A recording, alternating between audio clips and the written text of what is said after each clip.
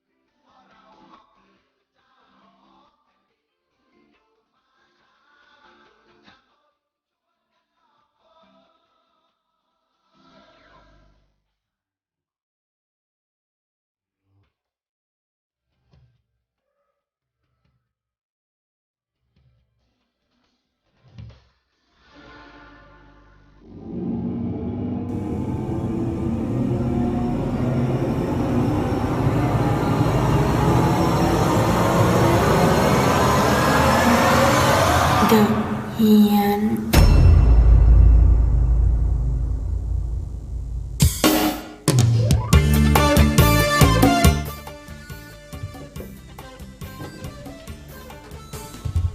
อถวายความนอบน้อมแด่องค์สมเด็จพระสัมมาสัมพุทธเจ้าพร้อมด้วยพระธรรมและพระสงฆ์ขอถวายความเคารพพระมหาเถรานุเถระเจ้าคณะพระสังฆาธิการทุกรูปทุกองค์แล้วก็ขอเจริญพรศรัทธาสาธุชนญาติโยมต้อนรับเข้าสู่รายการเดอะเฮียนออกอากาศเป็นประจำทุกค่ำคืนวันจันทร์ถึงวันศุกร์เวลา 5 ทุ่มถึงตี 1ออกอากาศณวัดฝายหินตำบลสุเทพอำเภอเมืองจังหวัดเชียงใหม่ท ที่นี่นะจ๊ะที่นี่ที่เดียวจ้ะ ก็พบกันนะวันนี้ก็วันพฤหัสแล้วล่ะโอ้ไวจังเลย ยังถามคุณละออเมื่อเช้าว่าอ้าวนี่จะรายการเหรอ เรายังฟังคุณเลียวแบบเพลินๆอยู่เลยอ่ะเราก็ฟังคุณเลียวนะแล้วก็อ้าววันพฤหัสอีกแล้วเหรอ ช่วงนี้อากาศร้อนเหลือเกินร้อนมากร้อนมายโอ้โหอากาศร้อนแต่เรายังหงุดหงิดนะคะเพราะถ้าหงุดหงิดมันไม่หงุดหงิดแต่มันง่วงมากเลยเขาเรียกว่าเพลียแดดอ๋อเหรอใช่ค่ะมันอ่อนนะเพราะมันอ่อนใช่เพราะว่าเราเสียเหงื่อมากไงนี่ดูเสียง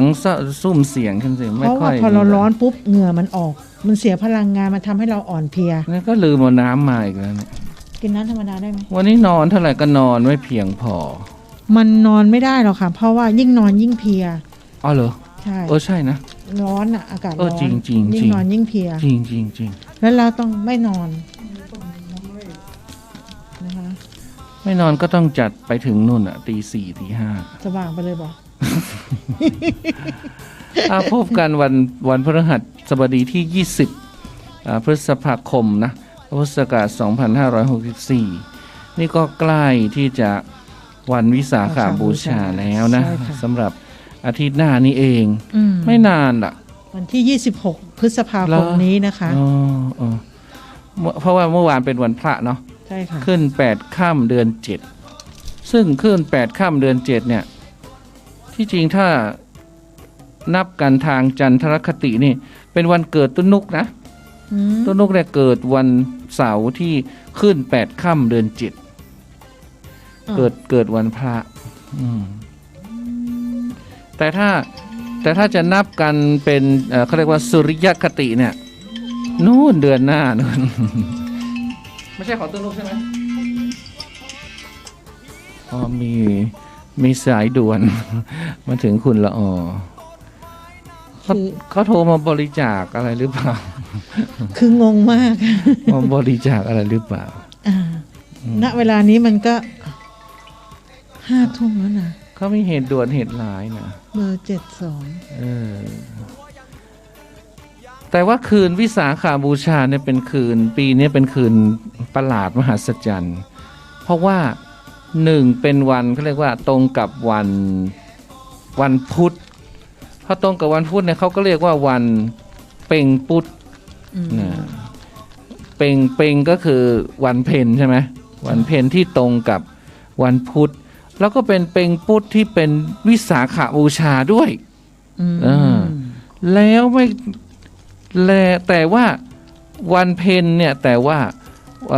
วิสาขบูชาเนี่ยก็มีจันทรุปราคาด้วยใช่ก็คือมีราหูมา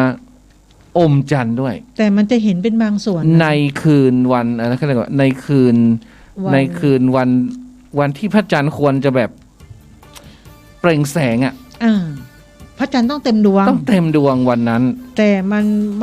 ไม่เห็นเต็มดวงมีราหูมาใช่ ก็ค่ำวันที่26พฤษภาคมก็จะเกิดปรากฏการณ์จันทรุปราคาบางส่วนเหนือฟ้าประเทศไทยก็ตั้งแต่18:38ถึง19:52นะก็คือ6:38ถึง19:52นะ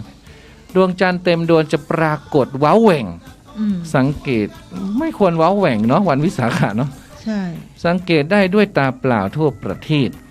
ดวงจันทร์เริ่มเข้าสู่เงามัวของโลกตั้งแต่เวลา15:47 นาทีก็คือโอ้โหบ่าย 3นี่มัวแล้วนะเริ่มมัวนะ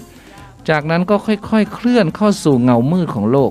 เกิดเป็นจันทรุปราคาบางส่วนในเวลา 16:44 นาทีและเข้าสู่จันทรุปราคาเต็มดวงตั้งแต่เวลา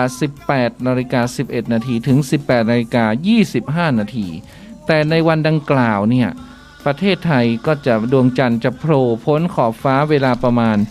18:38 นาทีทำให้ผู้สังเกตในไทยเนี่ยมีโอกาสมองเห็นเป็นเพียงจันทรุปราคาบางส่วนนะก็คือน้อยหนึ่งนะก็คือตอนที่เรากำลังจะสวดมนต์เนี่ยนะ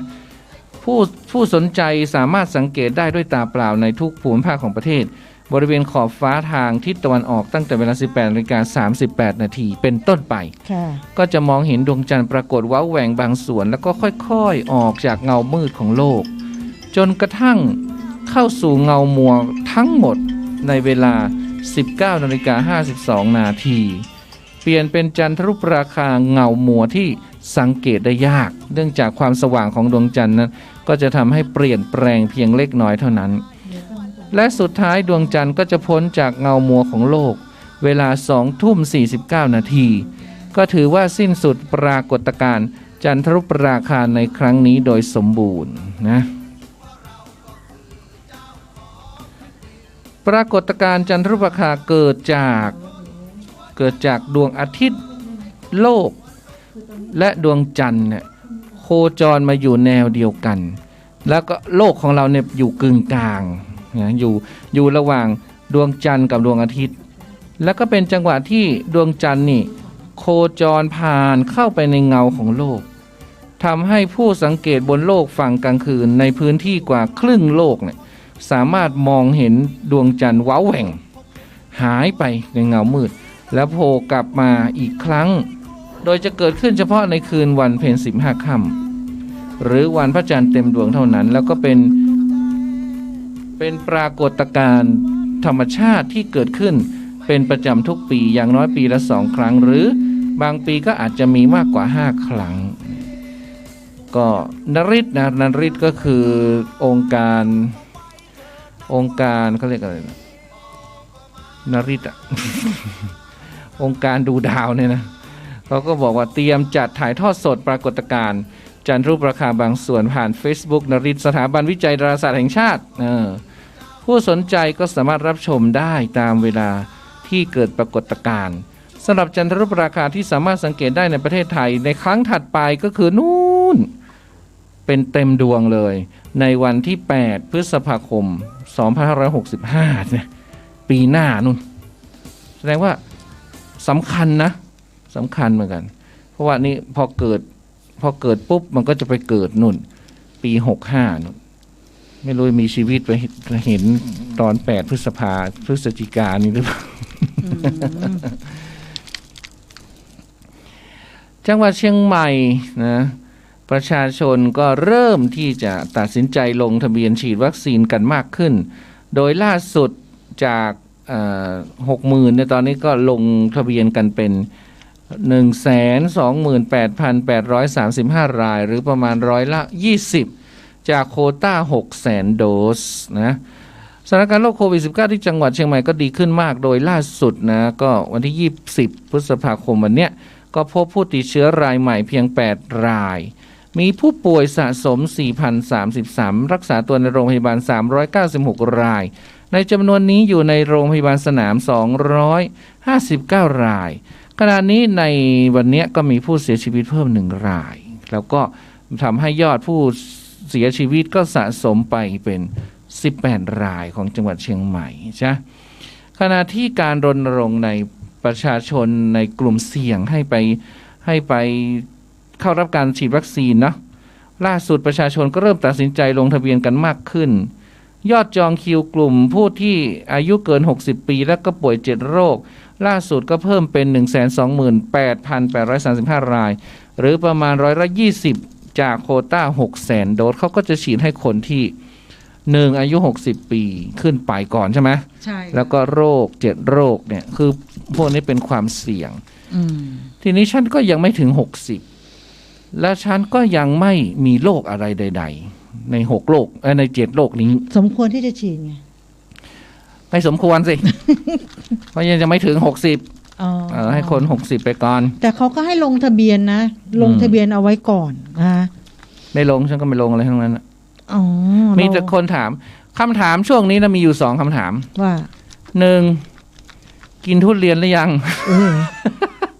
2ฉีดวัคซีนหรือยังมีแค่นี้ไปไหนมาไหนคนก็จะถามอยู่2 อย่างนี้เป็นภาษาไทยพิมพ์ตรงไหนเนี่ย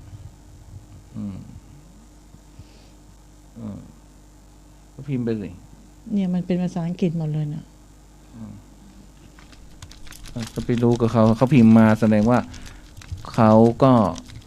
วันพิมพ์มาเป็นภาษาอังกฤษหมดเขาตั้งใจจะพิมพ์ภาษาอังกฤษให้เธอเขารู้ว่าเธอฉลาดไงฉลาดที่จะอ่านออกได้ไงฉลาดมากส่วนที่อำเภอแม่แจ่มก็มีการสร้างสีสันในการรณรงค์ให้ไปฉีดวัคซีนด้วยการจับฉลากแจกงัวเดือนละ4 ตัวนะแม่แจ่มนะให้กับประชาชนกลุ่มเสี่ยงนะจะฉีดว่าแจกงัวนะ4 ตัวนะใครได้ก็มาฉีดเหี่ยวเว้ยทำให้ล่าสุดที่แม่แจ่มปัตโต้ประชาชนก็พากันมาลงทะเบียนฉีดวัคซีนเพิ่มขึ้น 4,687 รายเขาต้องจับฉลากใช่ไหมหรือ40%จากกลุ่มเป้าหมาย 11,553 รายเดือนละ4 ตัวเดือนนี้ให้4เดือนหน้าให้อีก4อย่างเงี้ยนะชาวบ้านลงทะเบียนก็บอกว่าโอ้ตอนแรกก็กลัวกะผลข้างเคียงกะแต่วันนี้ตัดสินใจจองคิวฉีดวัคซีนแล้วเพราะว่าเขามาแจกงัวเนี่ยแคมเปญแจกงัวเนี่ยนะเลยโอ้ดีอ่ะมีความคิดสร้างสรรค์ที่อเมริกานะเขาแบบว่าใครมาฉีดเนี่ยเขาจับฉลากเหมือนหวยเลยแล้วก็แจกไปเลยต้องอย่างนั้นกะนะอยู่ดีใครจะไปฉีดทำไม คนที่ได้ก็โชคดีไงไม่ได้ก็ไม่เป็นไรเพราะว่าเป็นการฉีดวัคซีนก็เป็นถือว่าเป็นการป้องกันตัวเองและคนในครอบครัวอะไรต่างๆก็คือมันทำให้มี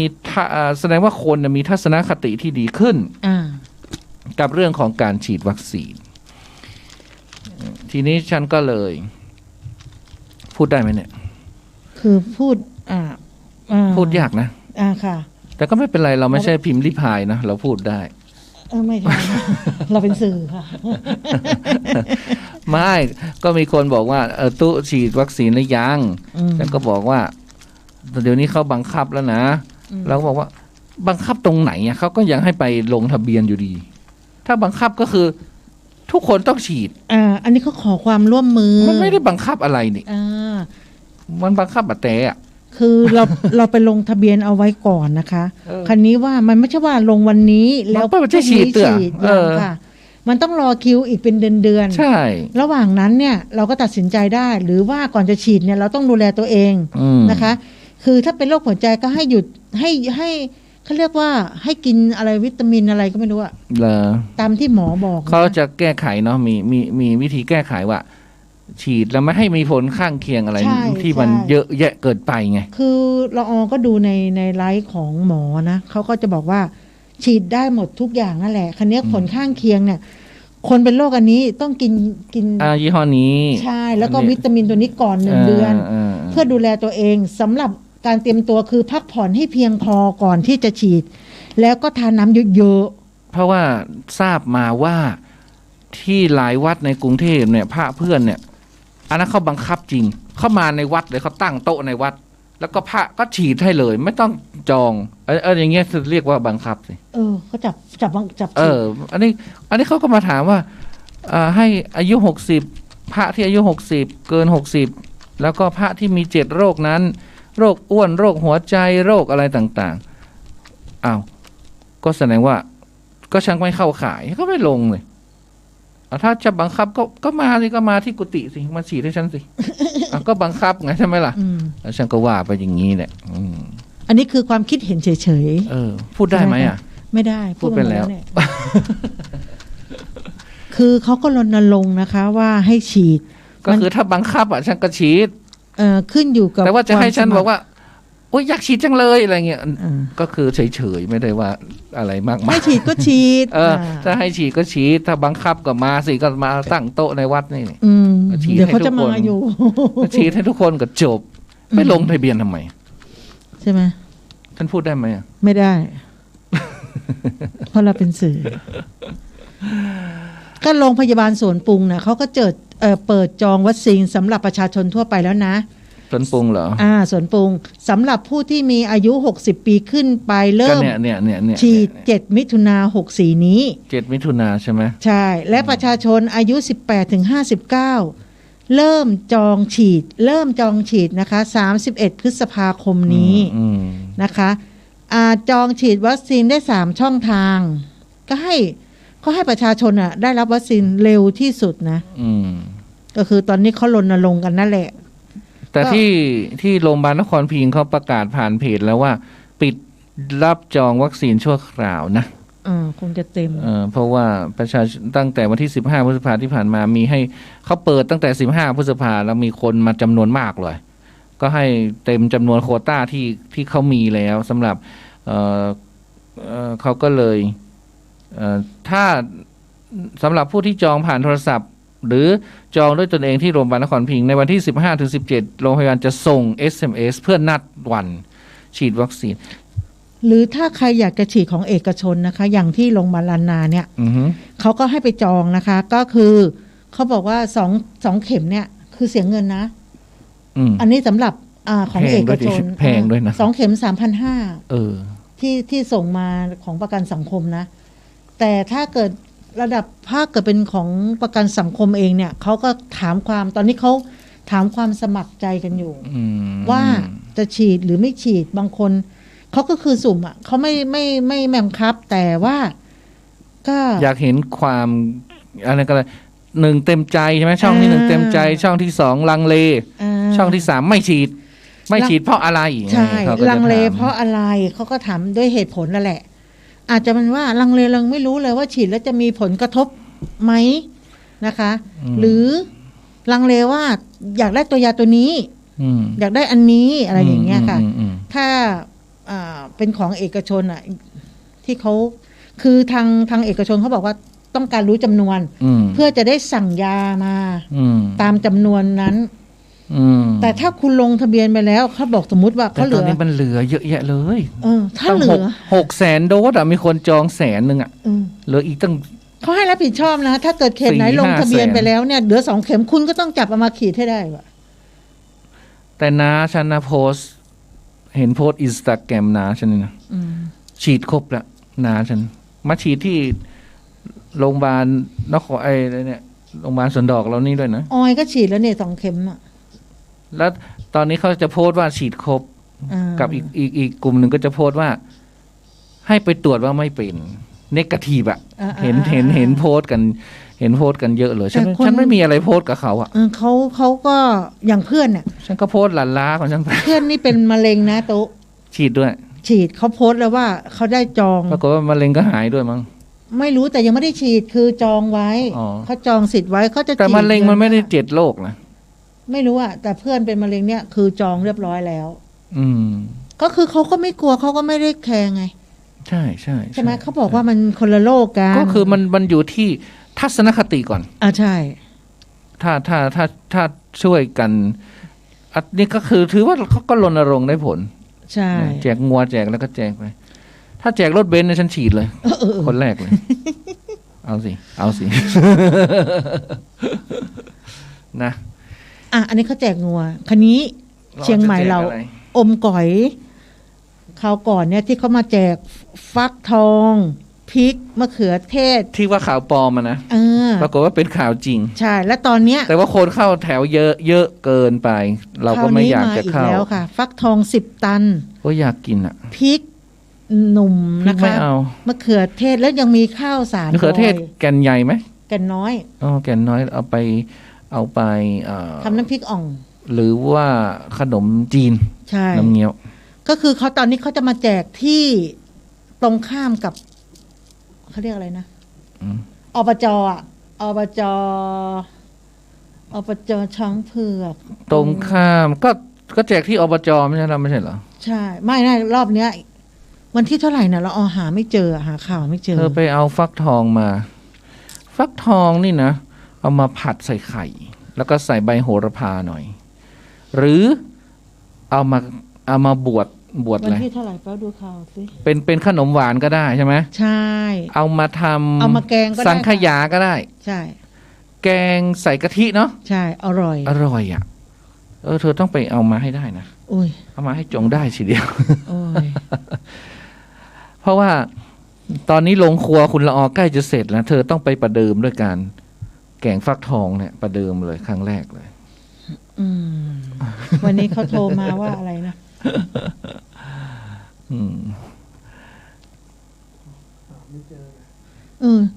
หาข่าวไม่เจอตอนแรกก็เจอแล้วเขาปิดข่าวแล้วล่ะไม่ปิดค่ะคนเยอะเกินคือไม่แน่ใจวันศุกร์นี้หรือเปล่านะเราก็อ่านแล้วแหละคันนี้พอขึ้นมาปุ๊บข่าวหายจังหวัดเชียงใหม่ออกประกาศรถขนส่งสินค้าทุกประเภทตรวจหาเชื้อโควิดทุก7 วันย้ำแม้ยอดติดเชื้อลดลงแต่ไม่ควรกาดตกต้องปฏิบัติตามการควบคุมโรคอย่างเคร่งครัดจนกว่าสถานการณ์โรคจะสงบนะคือพวกนี้เขาเดินทางเนาะพนักงานขับรถโดยสารรถสาธารณะรถขนส่งสินค้าทุกประเภทเข้าออกพื้นที่ของเราเนี่ยต้องตรวจหาโควิดทุก7 วันต้องไปตรวจ7 วันต้องไปตรวจเขาแย่เข้าไปในจมูกใช่ไหมใช่ฉันก็ไม่รู้ฉันก็ไม่เคยไปตรวจเคยตรวจแล้วคือแย่เข้าไปจมูกมันก็จะทะลุเข้าไปถึงลำคอเพราะนั้นถ้าเขามีด่านใช่ไหมต้องยื่นว่านี่มีตรวจแล้วอะไรต่างๆเหมือนวัคซีนเหมือนกันได้ยินว่าถ้าอีกหน่อยใครไม่ฉีดเนี่ยเขาจะไม่ให้เข้าจังหวัดนั้นๆต้องมีใบรับรองว่าคุณฉีดแล้วเขาถึงจะให้เข้าจะไปเที่ยวไหนไงเขาว่านะนี่ไม่ยืนยันสหภาพยุโรป EU มีมติเห็นชอบเมื่อวันพุธที่19 พฤษภาคมเปิดพรมแดนแก่นักเดินทางจากต่างประเทศอีกครั้งแต่เหมือนประเทศไทยยังไปไหนไม่ค่อยได้นะเพราะว่าเขาผ่อนคลายมาตรการการควบคุมการเดินทางเข้ามาแล้วก็เปิดรับนักท่องเดินทางที่ได้รับวัคซีนมาแล้วไม่ต่ำกว่า2 สัปดาห์เห็นไหมถ้าใครไม่ได้การฉีดเนี่ยเขาก็ไม่ให้เข้า no นะส่วนรายชื่อประเทศที่เสี่ยงต่ำโรคโควิด -19 คาดจะมีการเปิดเผยในเร็ววันในวันศุกร์นี้นะใครที่ฉีดแล้วเนี่ยไม่ต่ำกว่า2 สัปดาห์ซึ่งเป็นวัคซีนที่ได้รับรองจากองค์การอนามัยโลกอย่างเอสตราเซเนกาจอห์นสัน& จอห์นสันโมเดอร์นาไฟเซอร์ไบออนแทคและก็ชิโนฟาร์มนะเขาก็ผ่อนปลนใครฉีดแล้วเขาก็ผ่อนปลนผ่อนคลายอะไรต่างๆดีไม่ดีเขาอาจจะยกเลิกเลยให้แบบไม่มีเงื่อนไขเลยให้เที่ยวได้ก็ได้เขากำลังดูความสถานการณ์ต่างๆเนาะใครที่ลงทะเบียนฉีดวัคซีนแล้วก็ควรจะรู้6 เรื่องควรรู้เตรียมตัวก่อนไปฉีดวัคซีนนะ 1. ต้องตรวจสอบร่างกายไม่อดนอนให้เพียงพอไม่ดื่มเครื่องดื่มแอลกอฮอล์ชากาแฟด้วยนะเลี่ยงด้วยนะและต้องไม่มีอาการไข้หรืออาการเจ็บปวด2 วันก่อนฉีดและหลังก็ฉีดแล้วงดออกกำลังกายหนักข้อที่2แจ้งแพทย์ก่อนฉีดว่าคุณมีโรคประจำตัวอะไรบ้างคุณมีประวัติแพ้ยาหรือวัคซีนอะไรบ้างคุณตั้งครรภ์หรือเปล่าคุณตั้งครรภ์หรือเปล่าคุณต้องบอกแพทย์นะตั้งครรภ์มาแล้วหลาย10 ปีแล้วเราไม่เกิดสักทีข้อมูลอื่นๆที่แพทย์ควรทราบนะ 3. สิ่งสำคัญที่ต้องเตรียมก่อนออกจากบ้าน 1. บัตรประชาชน 2. วันเวลาไม่ใช่ไปผิดวันนะต้องไปให้ถูกวัน 3. รักษามาตรการป้องกันพื้นฐานเคร่งครัดสวมหน้ากากเว้นระยะห่างและพกเจลแอลกอฮอล์ 4. ข้อแนะนำในการฉีดวัคซีนวันที่ฉีดควรกินน้ำอย่างน้อย 5-1,000 ซีซีก็คือ1 ขวดใหญ่นะ500 ถึง 1,000 ซีซีฉีดแขนข้างที่ไม่ถนัดนะอย่าไปฉีดข้างถนัดนะส่วนมากเราก็ฉีดข้างซ้ายกันนะใช่และหลังฉีด2 วันอย่าใช้แขนนั้นยกของหนักเนาะยกไม่ได้และหลังฉีดแล้วเจ้าหน้าที่จะรอดูอาการในบริเวณที่ฉีด30 นาทีฉีดแล้วก็นั่งอยู่หันก่อนเพื่อเป็นอย่างขึ้นมาเพื่อจักขึ้นมาข้อที่5ข้อควรระวังหากมีไข้ต้องทำอย่างไรถ้ามีไข้หรือปวดเมื่อยมากทนไม่ไหวก็ให้กินพาราเซตามอล500 มิลลิกรัมครั้งละ1 เม็ดกินไปเรื่อยๆนะ6 ชั่วโมง1 เม็ด6 ชั่วโมง1 เม็ด6 ชั่วโมง1 เม็ดนะ6ข้อสุดท้ายแล้วยาที่ห้ามรับประทานโดยเด็ดขาดห้ามกินยาพวกบูเฟนอาโคเซียแล้วก็เซเลบเล็กเป็นเด็ดขาดอันนี้6เรื่องที่ คุณต้องรู้ในการเตรียมตัวนะเตรียมตัวฟิตให้ร่างกายแข็งแรงก่อนจะไปฉีดวัคซีนกันเนาะ3 ช่องทางนะกระจายวัคซีนก็ต้อง 1. ระบบหมอพร้อมเนี่ยเขาให้อายุต่ำกว่า60เปิดลงทะเบียน31พฤษภาคม 2. ลงทะเบียนณจุดบริการก็คือ on-site registration 3. กระจายวัคซีนให้กลุ่มเฉพาะเช่นแพทย์พยาบาลอสมนี่เขาจะอันเนี้ยเขาบังคับจริงนะอสมนี่นะเขาให้ฉีดจริงๆเลยเจ้าหน้าที่ด่านหน้าครูนักธุรกิจนักศึกษาครูเนี่ยเขาก็ต้องฉีดนะก็ไม่เห็นมีพระนี่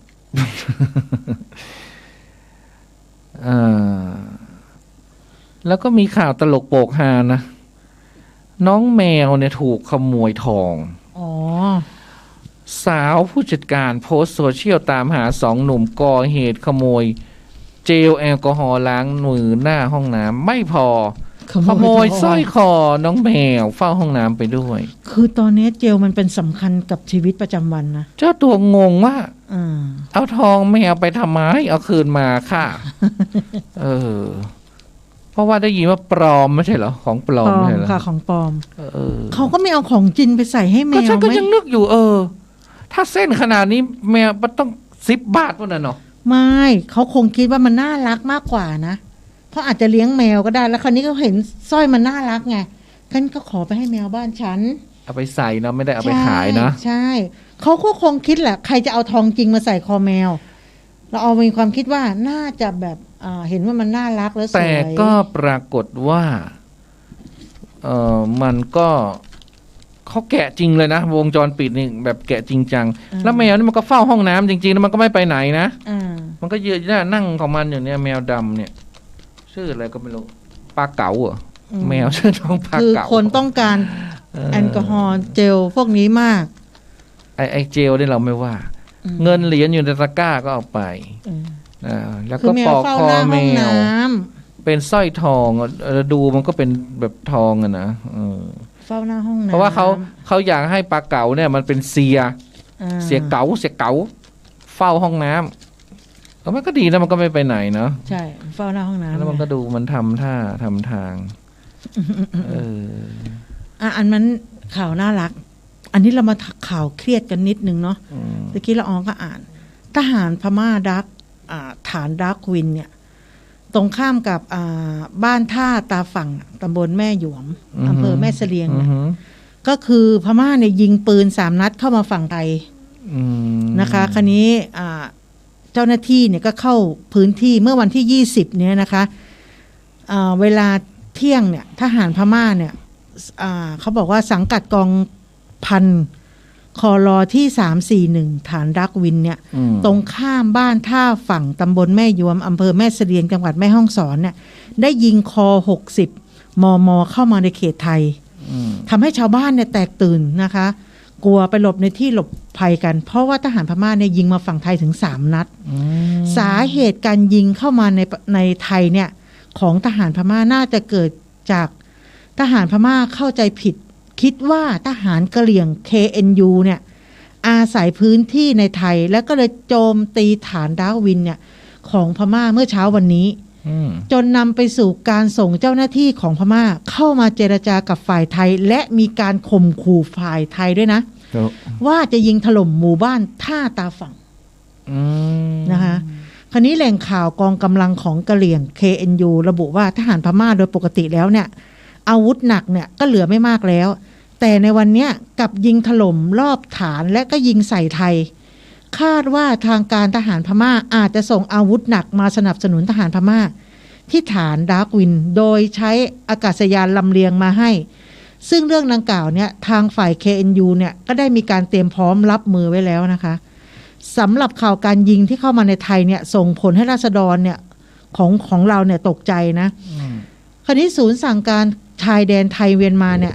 ด้านจังหวัดแม่ฮ่องสอนก็แถลงข่าวว่าเมื่อวันที่20เนี่ยนะคะเวลา 9:30 นาทีณกองกำลังณกองกำลังชนกลุ่มน้อยกลุ่มกะเหรี่ยงเนี่ยแหละ KNU นะมีการปฏิบัติการทางทหารต่อต้าน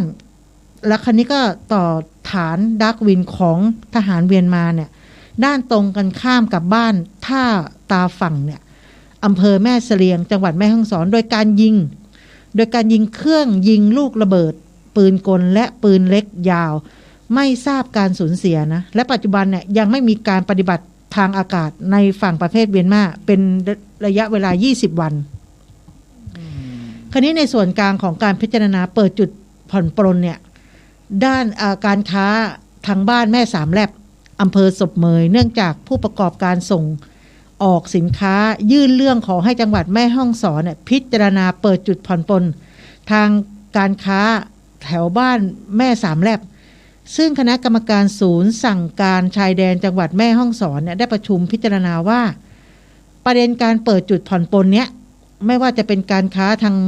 บ้านแม่สามแลบโดยประเมินสถานการณ์แล้วเขาบอกว่าสู้รวบรวมถึงปัจจัยต่างๆเนี่ยจากหน่วยงานที่เกี่ยวข้องเนี่ยถึงแม้ว่าปัจจุบันไม่มีสถานการณ์ต่อสู้ระหว่างทหาร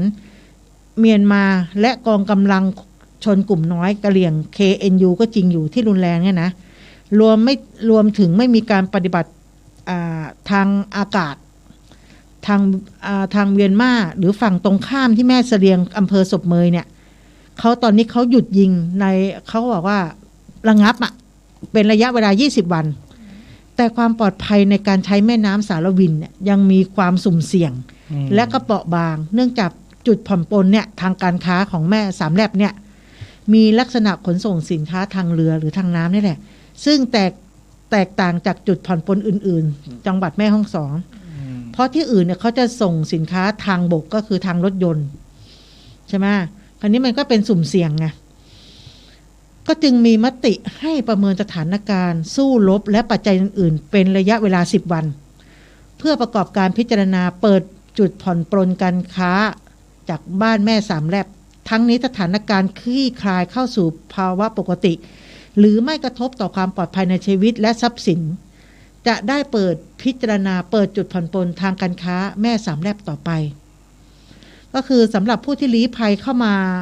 สู้รบกันในพม่าเนี่ยได้มีราษฎรชาวเมียนมาเดินเข้ามายังประเทศไทยโดยทางเรือซึ่งทางทหารได้จัดให้อยู่ในพื้นที่ปลอดภัยชั่วคราวบริเวณห้วยอีนวลตำบลแม่ยวมอำเภอแม่เสลียงพื้นที่ใกล้เคียงปัจจุบันเนาะก็มีชาวเมียนมาเนี่ยเข้ามาอยู่ในประเทศไทยจากเหตุการณ์ที่มันไม่สงบในประเทศเมียนมาเนี่ยก็ตอนนี้ก็คือมี4แห่งก็คือห้วยมะละห้วยจอกรอห้วยโกอะไรเนี่ยโกเละแล้วก็ห้วยแห้งเราเคยไปป่ะเนี่ยใช่ไหมแล้วก็ห้วยแห้งรวมทั้งหมด 1,775 คนอพยพมาฝั่งไทยนะตอนเนี้ยทั้งหมด4แห่งจากแถวแม่สามแลบอพยพมาเยอะนะก็เมื่อเช้าเจอตูอูดก็ยังคุยกับตูอูดว่าช่วงนี้เราไม่ได้ตูอูดก็ไม่ได้ไปไหนเนาะเดินจะมีโครงการว่าจะเดินไปอินเดียโดยเดินผ่านรัชฉานเพราะสมัยก่อนเนี่ยเขาจะไปพุทธคยาเนี่ยเขาก็จะเดินผ่านรัชฉานเนี่ยมันยิงถล่มมาเนี่ยแล้วก็เข้ายิงกันเนี่ยก็เลยเดินไม่ได้พระก็เลยทุดงไปไม่ได้ตอนนี้เขากำลังสู้รบอยู่เนี่ยแล้วลูกกระสุนเนี่ยมันมาฝั่งไทยไงก็เลยไปเนี่ยเดินไปพุทธคยาไม่ได้แล้วก็โจมตีตรงจุดที่มั่นของไทยด้วยนะนี่ไงภาพสมัยก่อนเนี่ยถ้าเดินแบบเดินทะแยงไปเนี่ยมันจะใกล้เหมือนสมัยก่อนหลวงปู่แหวนก็เดินผ่านทางเนี้ยครูบาอาจารย์เขาก็เดินทุดงกันไปทางเนี้ยจนไปถึงพุทธคยานู่นน่ะแต่หลังๆมันมีพรมแดนมีอะไรมันก็เลยไปไม่ได้ท่านจะเดินอีกเหรอเดินตู้อุดต้องเดินเพราะตอนนี้เห็นบอกว่าเริ่มอ้วนละแกเพิ่งจะมาถึงไม่ใช่เหรอมาไม่เท่าไหร่เองไม่ใช่เหรอก็ตอนวันที่พระอาจารย์เสียน่ะกำลังถึงนครพนมไงถึงที่หมายที่ว่าเดินถึงนครพนมพอหลังจากนั้นก็เริ่มเป็นเริ่มคลัสเตอร์กันแล้วไงแกก็ฉันมื้อเดียวเนาะทำไมแกถึงอ้วนก็คือคนที่เดินก็จะต้องเดินต่อไป เงินเข้าแล้วนะวันนี้เข้าแล้ว1,000 บาทแล้วสำหรับอันนี้คือเราชนะเนี่ยเข้าวันนี้ 1,000 สำหรับสวัสดิการของรัฐเนี่ยจะเข้าวันพุธนะคะใครได้เข้าก็ดีใจเฮ่ๆกันไปนะคะวัคซีนซีโนแวค 1.5 ล้านโดสก็ถึงประเทศไทยแล้วมาจากจีนนะมาจากสถานเอกอัครราชทูตสาธารณรัฐประชาชนจีนประจำประเทศไทยโพสต์ข้อความวัคซีนซีโนแวคที่รัฐบาลไทยจะซื้อเพิ่มจำนวน 1.5 ล้านโดสส่งถึงกรุงเทพแล้วจ้ะปัจจุบันจีนก็ได้ส่งออกและบริจาควัคซีนซีโนแวคแก่ประเทศไทยแล้วจำนวน8ชุดรวมทั้งสิ้น6ล้านโดสวัคซีนจีนจะช่วยชาวไทยต่อสู้กับการแพร่ระบาดของโควิดอย่างเต็มที่จ้ะผู้ที่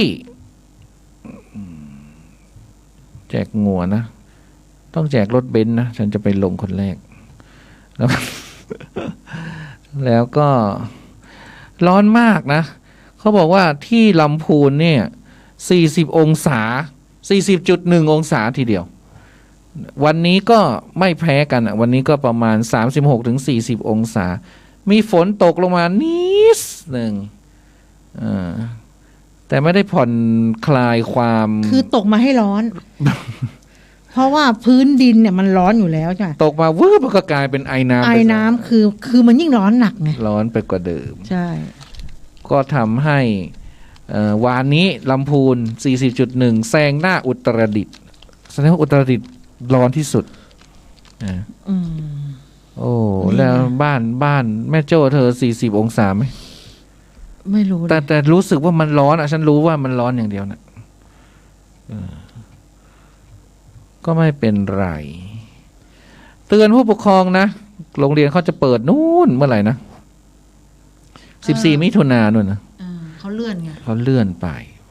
เช่นเดียวกับงานชาปนกิจของพระอาจารย์ภัสกรนะพี่เอื้องซึ่งเป็นพี่สาวก็โทรศัพท์มาปรึกษาคุณตุ้นุกเนี่ยนะว่าเนี่ยโยมก็ญาติโยมลูกศิษย์ลูกหาก็ถามตุ้นุกเยอะเลยนะก็ตอนแรกเนี่ยเขาก็เลื่อนไปเพราะว่าจะเผาวันที่21-23 มิถุนายนนี้เนาะซึ่งเป็นครบรอบ100 วันในการมรณภาพแต่ทีนี้ดูแล้วเนี่ยนะสถานการณ์ก็ยังไม่คลี่คลายทีนี้พี่เอื้องเขาก็ไม่อยากจะประกาศเลื่อนไปบ่อยๆเพราะว่ามันก็จะทำให้ดูแล้วเดี๋ยวก็เลื่อนคือเหมือนโยมเนี่ยพูดจาไม่เป็นหลักเป็นฐานนะ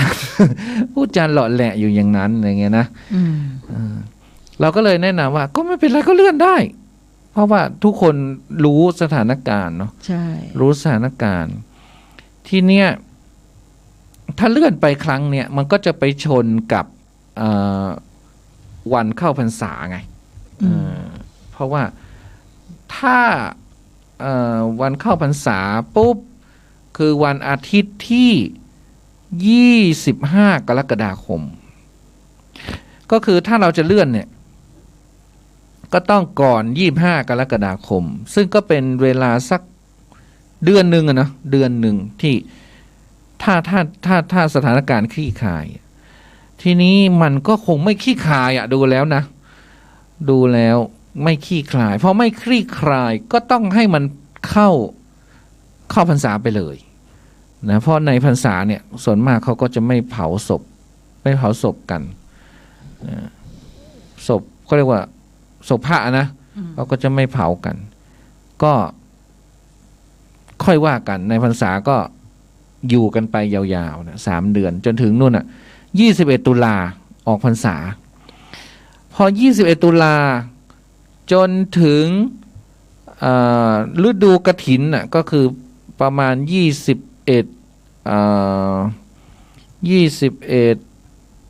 พฤศจิกาเนาะช่วงกฐินเนี่ยก็ไม่นิยมที่จะเผาศพไม่นิยมนะไม่นิยมก็ทำให้ ทำให้เพราะว่าคนที่เขาจะไปร่วมงานบางทีเรา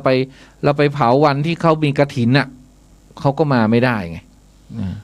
เพราะนั้นมันก็กลายเป็น4 เดือนน่ะที่ไม่สามารถที่จะดำเนินการอะไรเกี่ยวกับการชาปนกิจได้ใช่มันก็เลยต้องไปเป็นหลังพฤศจิกาทีนี้พี่ก็ว่าไม่ต้องถึงวันเกิดทีนี้21 พฤศจิกาเนี่ยคือวันไหนก็ไม่รู้นะแต่เป็นวันที่เรียกว่าสิ้นสุดกฐินเนี่ยพี่ก็ไม่อยากให้เกินวันเกิดพระอาจารย์คือ28 ธันวาใช่เพราะฉะนั้นก็ต้องดูว่าก็เหลือเวลา21ประมาณ21 พฤศจิกาถึง28 ธันวาเนี่ยใช่ตอนนั้นก็เป็นฤดูหนาวอะไรก็คงจะคลี่คลายก็จะอาจจะอยู่ในช่วงนี้ช่วงหลังกฐินจนถึง28 ธันวาคือไม่ให้ชนวันเกิดแน่นอน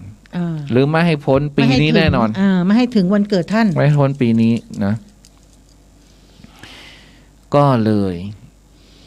เหลือเวลาประมาณ1 เดือนแล้วหน้าหนาวก็คงจะคลี่คลายเนาะคลี่คลายทีนี้สำหรับญาติโยมที่สอบถามมาว่าเขากำหนดการหรือยังเขากำหนดการหรือยังเนี่ยนะก็ให้แจ้งให้ทราบอย่างนี้ว่ามันต้องเลื่อนด้วยความจำเป็นเนาะเลื่อนด้วยความจำเป็นแล้วก็มันก็จำเป็นไปเรื่อยๆนั่นแหละแม้แต่หลายหน่วยงานนะแม้แต่ขึ้นดอยเนี่ยอย่างเดินขึ้นดอยเนี่ยเราไม่ได้เดินมา2 ปีกันแล้วนะใช่เขาไม่ให้เดินนะปีนี้ก็ไม่ได้เดินอีกปีนี้ก็ไม่ได้เดินนะมันก็ด้วยความจำเป็นที่ทุกคนรับทราบได้เนาะทีนี้มันก็เลยก็ถ้าไปจนถึงพฤศจิกาแล้วเนี่ยก็ไม่เป็นไรพี่เอื้องก็บอกว่าทุกคนที่เตรียมงานให้พระอาจารย์เนี่ยก็จะได้มีเวลาเตรียมงานมากขึ้นทั้งของที่ระลึกต่างๆทั้งหนังสือปฏิจจสมุปบาทที่จะแจกทั้งงานกู่ก็ไม่ต้องรอกี่อะไรไม่ต้องเร่งไม่ต้องจะได้ทำอย่างเอาให้สวยเลยเอาให้แบบ 99.99% เลยพี่ก็เลยบอกว่าทำได้แบบสบายไม่ต้องรีบเร่งแต่ทางทีมงานกู่เขาก็อยากให้เสร็จนั่นแหละเขาก็จะได้ไปทำอย่างอื่นใช่แต่ตอนนี้ก็สวยมากพี่บอกสวยมากพี่เอื้องโอ้โหไม่คิดว่าคุณบีนี่จะฝีมือคือคุณตอนแรกเนี่ยคือพี่เอื้องบอกเลยว่าพี่เอื้องรู้เลยว่าภาพเนี้ยมันต้องอยู่ในหัวคุณบีแล้วเพราะวันที่เขาเอาแบบมายื่นให้พี่เอื้องเนี่ยดูเนี่ยพี่เอื้องยังงงอยู่เลยว่ามันจะเป็นยังไงรูปแบบไหนแต่พอวันนี้พี่เอื้องทราบเลยว่าแสดงว่ามันอยู่ในหัวพี่บีมาแล้วมันถึงปรากฏเป็นภาพนี้ขึ้นมาและสวยจริงๆอันนี้ยังไม่เสร็จนะเดี๋ยวมันจะมีรายละเอียดเล็กๆน้อยๆอีกหลายอย่างไม่ค่อยจะชมกูที่ไหนนะว่ากูที่นี่สวย เขาไม่ค่อยให้ชมกันเท่าไหร่แต่เราชมเพราะมันเป็นกูพระไม่รู้ล่ะสวยก็ว่าสวยนั่นแหละมันไม่ใช่กูเราไง ชมได้เป็นกูพระกูเราก็ไม่มีหรอกเนาะอยู่ในหลุมเที่ยงคืนแล้วนี่ในวัยนะก็นี่ไงจะพูดถึงว่าช่วงปิดเทอมเนี่ยระวังให้ผู้ปกครองดูแลบุตรหลานด้วยเพราะว่ามันมีโรคมือเท้าปากเปื่อยนี่จะเป็นเด็กเล็กปีนี้พบแล้ว 14,559 รายแล้วก็ทำให้เด็กเนี่ยจะมีไข้สูงซึมเดินเซชักเกร็งหายใจหอบเหนื่อยและอาเจียนถ้าอาการอย่างนี้ต้องรีบไปพบแพทย์นะก็ระบาดทุกปีนะใช่ได้ยินทุกปีว่าจะเป็นช่วงเด็กเล็กมือปากเปื่อยเนี่ยนะมันก็มีสารพัดโรคเนาะใช่ไม่ใช่ต่อโควิดเราก็ต้องระวังกันทุกโรคทีเดียวเอาล่ะเดี๋ยวเราไปไหนไปฟังเพลงนะ ไปฟังเพลงสักเพลง2 เพลง 3 เพลงแล้วค่อยกลับมาพบกับเดอะเฮียนจ้า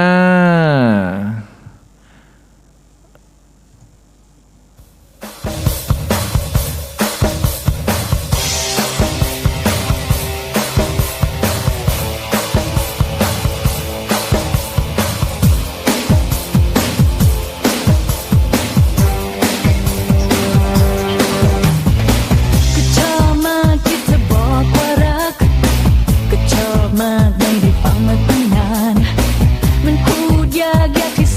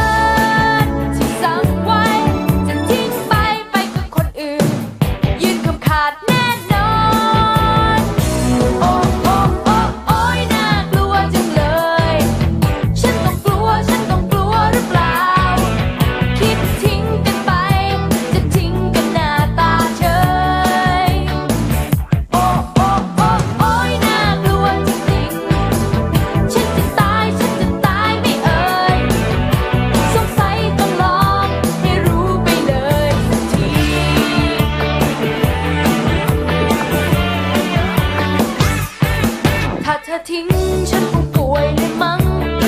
ก็มีหวังฟ้าถล่มหรือไงอนาคตนี่ต้องหมดหรือไรเนี่ยสงสัยไม่ได้เกิดแน่เลยจะทิ้งไปกับคนนั้นจะทิ้งกันไปมีรักใหม่ถ้าฉันเหมือนที่สั่งไว้จะทิ้งไปกับคนอื่นยืนคำขาดแน่นอนโอ้โอ้โอ้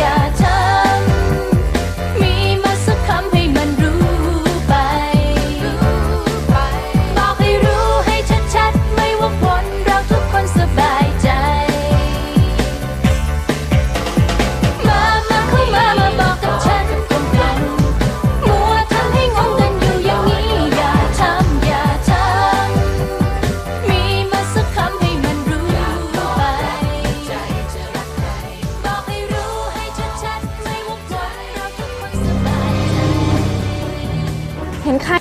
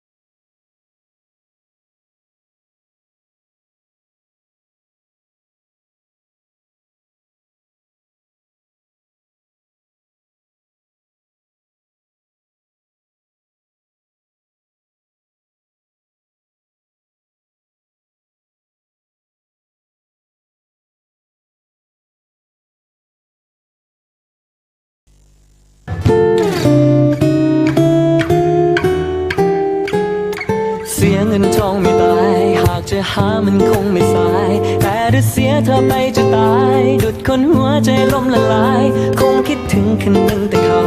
อยากให้เขานั้นมีแต่เราสุขที่ไหนมันแลกไม่เอาโดนทิ้งเมื่อไรต้องเจ้าตายทั้งเป็นช้ำครั้งนี้ฉันคงจะทนไม่ได้นานหัวใจคงจะโดนทันไฟรักเผาแหลกลานนอนไม่เกรียมตายทั้งเป็นถ้าหากจะทิ้งกันไป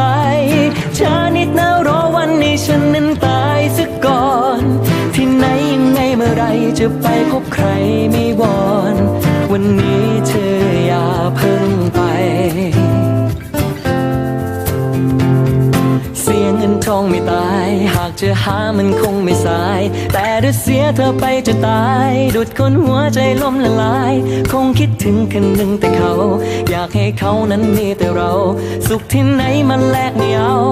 โดนทิ้งเมื่อไรต้องเช่าตายทั้งเป็นช้ำครั้งนี้ฉันคงจะทนไม่ได้นาน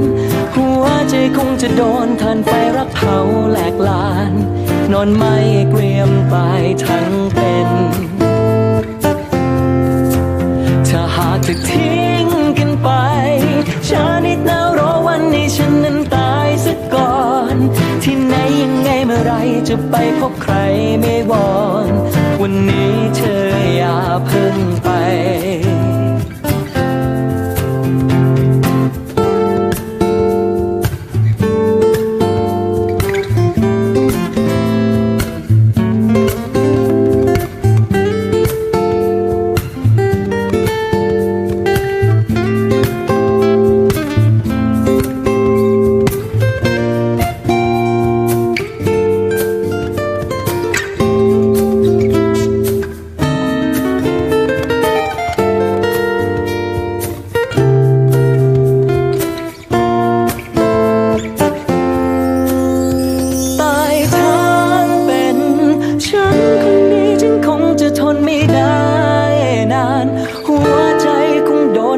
รักเผาแหลกลาน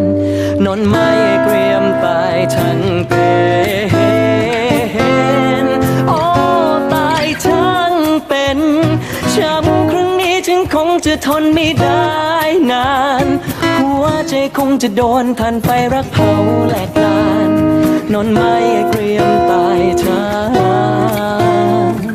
เป็น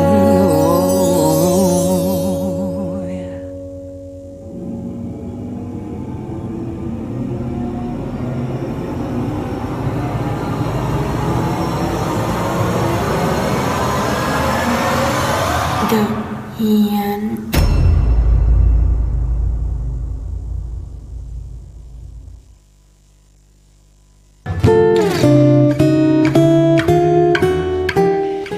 เที่ยงคืน20 นาทีก็กลับเข้าสู่เดอะเฮียนจ้า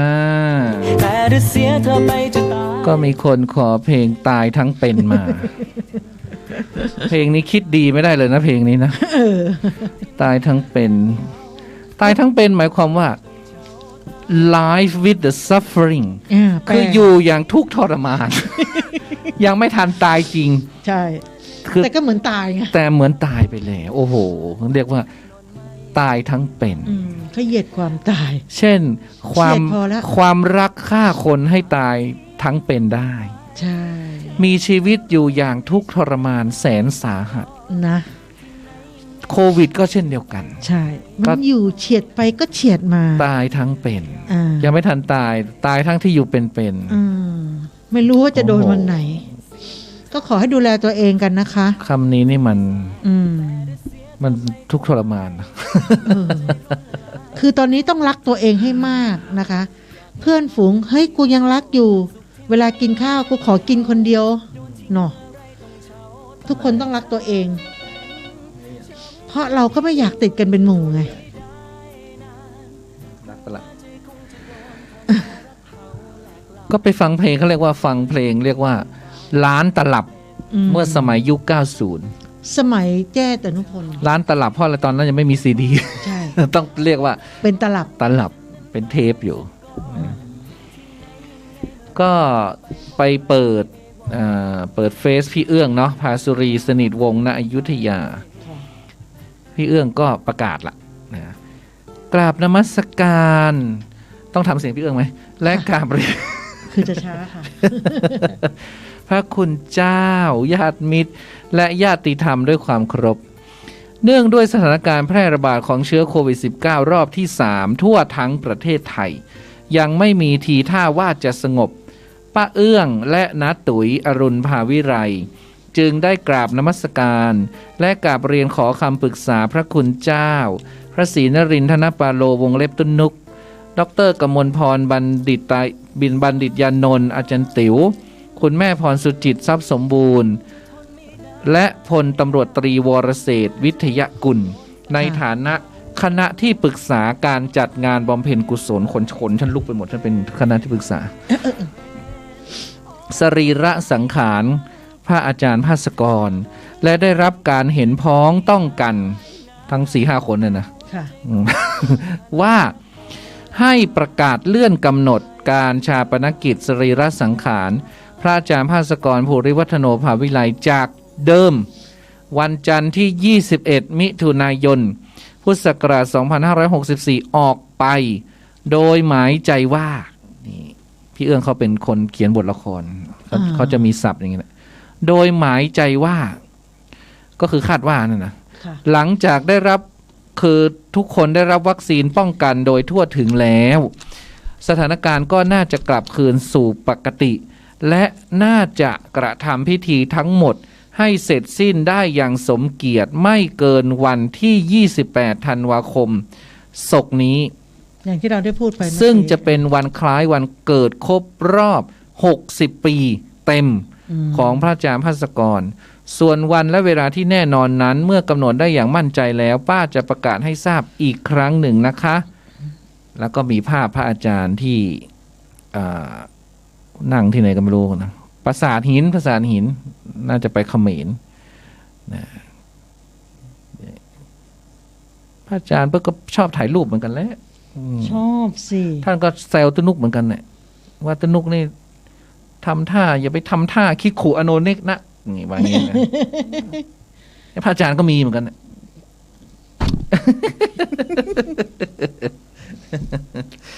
นะพระอาจารย์ก็มีน่ารักเยอะ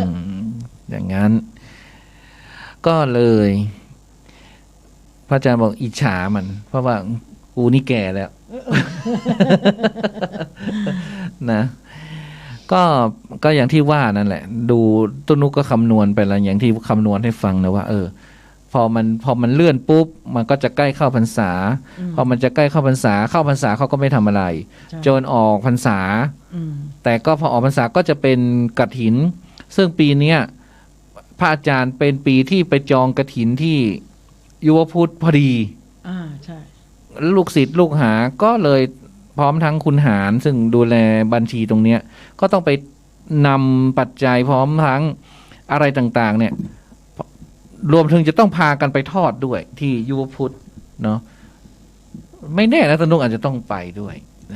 เพราะว่าเป็นกฐินของพระอาจารย์แต่ว่าพระอาจารย์คเชนรับเป็นตัวแทนเป็นประธานที่จะไปมอบไปถวายผ้ากฐินในครั้งนี้นะก็ดูก่อนไม่แน่อาจหมายใจว่านะตัวนุกก็หมายใจต้องใช้คำพี่เอื้องหมายใจว่าไว้เหมือนกันก็ทุกคนเข้าใจนะทุกคนเข้าใจแล้วแต่ทุกคนอยากรู้แค่นั้นเองเนาะเพราะว่าพระอาจารย์ค่อนข้างจะมีชื่อเสียงยิ่งเราอยู่ตรงเนี้ยเดี๋ยวคนนั้นก็ถามมาคนนั้นก็ถามมาคนนั้นก็ถามมาเนี่ยมีคำถามเยอะมากแล้วเราไม่มีกองที่ กองต่อปัญหาเข้าใจไหมเราไม่มีกองต่อปัญหาเนี่ยเพราะว่าต่างคนต่างก็มีคือใครจะทำอะไรให้กับพระอาจารย์ก็ทำส่วนนั้นไปอย่างต้นนุก็ดูแลธรรมสถานไปแล้วก็ท่านเขมท่านก็ดูแลไปอะไรเงี้ยคุณเลียวก็ทำหนังสือไปพี่เอื้องก็ทำในส่วนของญาติไปต่างๆคือทุกคนก็มีหน้าที่กันแต่แล้วก็หลังๆเนี่ยพระอาจารย์ก็จะมาอย่างคุณเรียวเล่าเนี่ยนะอย่างที่คุณเรียวเล่าเนี่ยเช่นที่เขาไปเปิดหนังสือเปิดปฏิจจะแล้วพอขอพระอาจารย์ปุ๊บก็ได้เลยอะไรอย่างเงี้ยนะก็เป็นอะไรที่มันมหัศจรรย์ของใครของมันนะเนี่ยเขาเรียกว่าปาฏิหาริย์ไม่ได้หมายความว่าแปลกประหลาดอะไรหรอกปาฏิหาริย์หมายความว่าสิ่งที่เราเจอเฉพาะหน้านั้นนะคือเราเจออย่างเงี้ยมันก็คือปาฏิหาริย์คือปรากฏในต่อหน้าต่อตาเราเนี่ยเขาเรียกว่าปาฏิหาริย์นะเพราะนั้นสิ่งที่ใครจะเจอปาฏิหาริย์ของพระอาจารย์แบบไหนเนี่ยทุกคนก็จะเจอในแบบของคนนั้นปรากฏต่อหน้าคนนั้นอย่างตาแป๊วได้ยินอะไรกับอะไรเคาะประตูเหรอใช่เขาอาจารย์ขี้เล่นเหมือนตุนุกอะจะหาอะไรสักอย่างแล้วหาไม่เจอเงี้ยเป็นเรื่องที่สำคัญก็เลยบอกพระอาจารย์มันอยู่ตรงไหนนึกลอยพระอาจารย์เนี่ยที่หาอยู่ตรงไหนหาไม่เจอแล้วมันเจออะพูดไม่ขาดคำก็เจอในสิ่งที่เราหาอยู่คนลุกนะใช่ไหมเหมือนเราหาอะไรอย่างเงี้ยก็จะปากหรือว่าเราจะทำอะไรสักอย่างหนึ่งแล้วเราก็นึกถึงท่านนะว่าพระอาจารย์จะให้ทำยังไงอะไรเงี้ยขอให้มาโดนจิตโดนใจหน่อยหรืออะไร ก็จะได้คำตอบเนาะก็จะได้คำตอบก็เป็นความเชื่อส่วนบุคคลได้อะไรที่มันเป็นเหตุบังเอิญแต่ก่อนหน้านั้นเนี่ยมันทำก่อนหน้านั้นเนี่ยนึกยังไงก็ดักปิ้งแต่หลังๆเนี่ยนึกอะไรแล้วยังกูพระอาจารย์เนี่ยข้างบนเนี่ยตอนออกแบบกับพี่บีนะก็ออกแบบว่าดีนะข้างบนเราเอาเป็นซุ้มพระเป็นซุ้มที่ประดิษฐานพระพุทธรูปเนี่ยนะดีอ่ะดูดีมันไม่เหมือนใครดีอะไรเงี้ยแล้วก็พระอาจารย์เนี่ยเกิดวันพฤหัสปางพระประจำวันพฤหัสก็คือปางสมาธิใช่ต้นนุกก็เลยว่าเดี๋ยวจะหาปางสมาธิในธรรมสถานเนี่ยแล้วก็ค่อยเอาไปลองกันกะว่าหลายๆองค์เอาลององค์นั้นองค์นี้จะพอดีกันไหมก็ปรากฏว่าก็ คว้าองค์หนึ่งเลย คว้าไปเปิดตู้ก็คว้าองค์หนึ่งเป็นพระแก้วมรกตเพราะพระแก้วมรกตท่านเป็นปางสมาธิพอดีไงก็เอาไปใส่เอาไปลองนั่นแหละเอาไปตั้งองค์แรกเลยนะยังไม่ทันลององค์อื่นเลยนะองค์แรกเนี่ยตั้งปุ๊บพอดีเป๊ะอย่างเงี้ยงามเลยอย่างเงี้ยแล้วมันเหมาะเจาะเข้าเหลี่ยมเข้ามุมได้อย่างแบบเหมือนทำไว้เพื่อองค์นี้เราก็เลยนึกเหมือนพระอาจารย์จะเอาองค์นี้อะไรอย่างเงี้ยคือมันอดไม่ได้ที่จะคิดไปอย่างนั้นอ่ะใช่คือมันเป๊ะเกินอ่ะมันเหมือนสร้างไว้เพื่อองค์เนี้ยแล้วมันได้มุมได้ฉากได้ทุกอย่างแล้วก็ไม่เคยเอามาลองมาก่อนเอาลองครั้งนั้นครั้งเดียววันนั้นวันเดียวแล้วมันพอดีมากพอดีเป๊ะอย่างเงี้ยก็คือทุกคนก็งงเฮ้ยพอดีเลยขนาดนั้นเลยเหรอเหมือนสวยอ่ะใช่แล้วก็ดังใจคือหนึ่งปางสมาธิด้วยพระแก้วมรกตโดยพระแก้วมรกตนี้พระอาจารย์พระสกรท่านชอบนะหลังจากที่ตุนุกแบบว่า สำรวจทรัพย์สินท่านเนี่ยนะพระแก้วมรกตนี่มีเยอะมากนะท่านชอบมากพระแก้วมรกตกับสมเด็จองค์ปฐมท่านที่ท่านชอบนะก็พอดีกันนะก็นั่งดูรูปพระอาจารย์เนี่ยก็เป็นอย่างนี้นะวันนี้ตำนานอะไรก็ไม่มีละตำนานๆไม่มีนะวันนี้ แต่วันนี้มีแนะนำว่าโหนรัตนโกสินทร์เนี่ยใครที่ติดตามเพจโหนรัตนโกสินทร์ก็จะรู้โหนรัตนโกสินทร์เนี่ยเขาทายอะไรเขาค่อนข้างแม่นโอเคอยู่มีโหนรัตนโกสินทร์นะที่ทายดวงเมืองมีโหนสมัครเล่นฟองสนานก็แม่นแล้วก็มีอีกคนหนึ่งที่ว่าใครนะโสรัจจะนอสตราดามุสเมืองไทยเนี่ย 2-3 ท่านเนี่ยก็ค่อนข้างจะอธิบายดวงเมืองได้เป็นเหตุเป็นผลเป็นขั้นเป็นตอนของจังหวะดวงดาวนะทีนี้โหนรัตนโกสินทร์เขาก็มีคำแนะนำเพราะว่าช่วงเนี้ยอย่างที่ว่าเนี่ยดาวเสียเยอะมากเสียทั้งกระดานว่างั้นเถอะคือหาข่าวดีไม่ค่อยได้ก็เป็นจริงๆคือช่วงนี้ก็หาข่าวดีไม่ค่อยได้เพราะว่าดาวมันถ้าตามหลักโหราศาสตร์คือดาวมันพังทั้งแถบนะสิ่งเดียวที่จะช่วยเราได้ในช่วงนี้ก็คือการไหว้พระสวดมนต์เท่านั้นนะก็คือแต่บางคนก็จะเป็นปัญหาว่าสวดบทไหนอ่ะสวดเยอะก็เยอะไปไงยาวไปอะไรเงี้ยใช่ไหมสวดทั้ง12 บทเลยเหรออะไรเงี้ยก็ยาวไปบอกให้มีเวลาอย่างเงี้ย หรือว่ากลัวไม่ตรงอ่ะกลัวไม่ตรงจุดอ่ะสวดแล้วมันไม่เข้าแก๊บเข้าปากอ่ะคือถ้าสวดเข้าปากเนี่ยมันจะไปเลยนะไปอย่างบางคนก็ถนัดบทจักรพรรดิอย่างเงี้ยใช่ไหมบางคนก็ถนัดคาถาเงินล้านบางคนก็ถนัดชินบัญชรบางคนก็ถนัดพาหุงอะไรต่างๆเงี้ยนะวันนี้โหนรัตนโกสินทร์ก็มีคำแนะนำว่าเราจะต้องใช้พระพุทธมนต์เนี่ยคุ้มครองชีวิตของเราให้คลาดแคล้วปลอดภัยเสริมดวงชะตาของคนทั้ง12ลัคนาราศีในเดือนพฤษภาคมเนี่ยเราจะสวดอะไรกันดีเนาะลัคนาราศีกุมลัคนาราศีสิงห์และลัคนาราศีธนูอย่างต้นนู้นเนี่ยลัคนาธนูลัคนาหมายความว่าคุณต้องไปผูกดวงก่อนนะไม่ใช่ว่าเกิดช่วงวันนี้ถึงวันนี้ไม่ใช่นะลัคนาคือคุณต้องไปผูกดวงแล้วต้นนกอยู่ลัคนาราศีธนูนะแล้วก็สิงห์ลักสิงห์เหรอสิงห์นี่มันพวกก็ที่ผูกเขาที่แล้วองค์อาจใช่ไหมองค์อาจสิงโตนะลัคนากุมสิงห์ธนูนั้นที่ผ่านมาได้เคยไปสร้างความเจ็บช้ำน้ำใจให้ใครถึงเวลาเราจะต้องชดใช้บทด้วยบทรัตนสูตรหรือบทสวด7 ตำนานใช้สวดเพื่อขจัดปัดเป่าภัยพิบัติร้ายแรงทั้งหลายที่เกิดขึ้นกับชีวิตทั้งโรคระบาดอันตรายจากพูดผีปีศาจภัยจากอมนุษย์เบียดเบียนและความอดอยากล้มตายนะ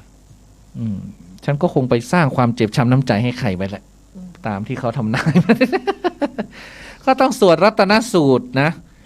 ยังกินจีวิตังอิทวาหุลังวาสักเกสุวายังรัตนังปณีตังโนสมังอติตถาคเตนะอิตัมปีพุทเตรัตนังปณีตังอะไรเนี่ยนะก็สวดไปเป็นบททำน้ำมนต์ไงบทรัตนสูตรเนี่ยบททำน้ำมนต์ที่ว่าไล่โรคระบาดพอดีนะต่อไปลัคนาราศีเมษลัคนาราศีมิถุนและลัคนาราศีตุลอันนี้เขาบอกว่าเจ้ากรรมนายเวรยังคงอาฆาตเกาะไม่ยอมปล่อยเคยล่วงเกินทำร้ายผู้ใดไว้ทุกภพทุกชาติอยากจะขออโหสิกรรมไม่อยากจองเวรจองกรรมกันอีกต่อไปแล้ว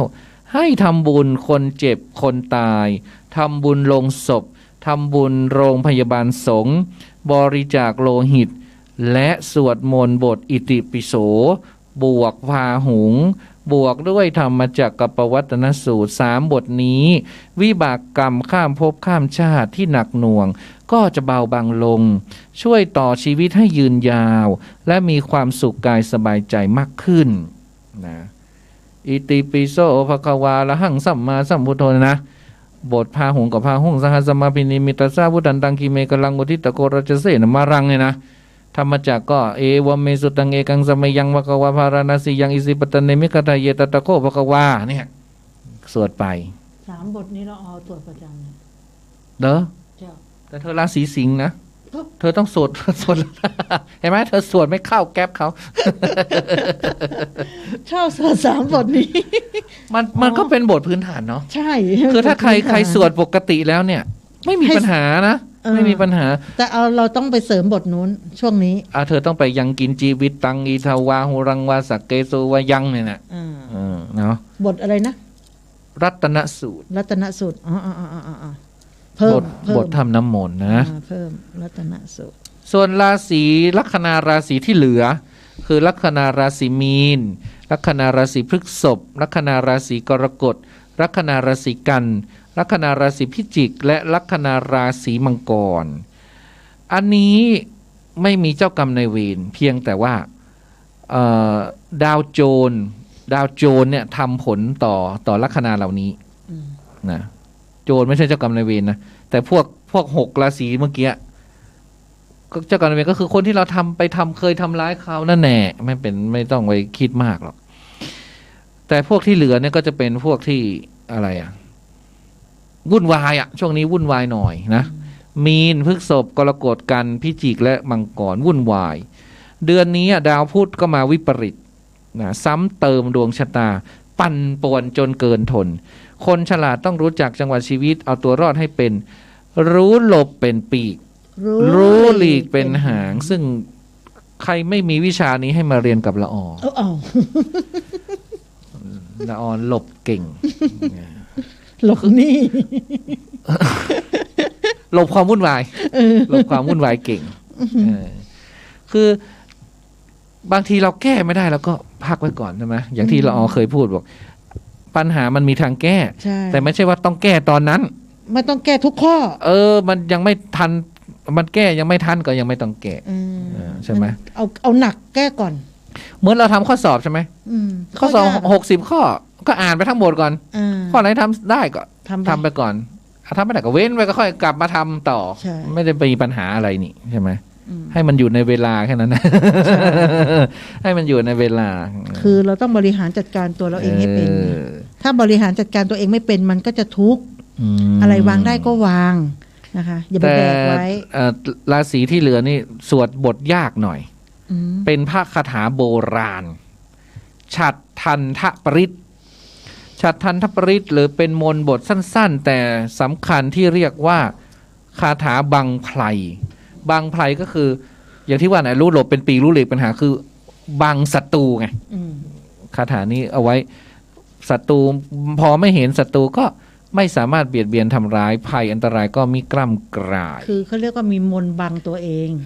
ฉัตรทันทปริตนะเขาว่าไง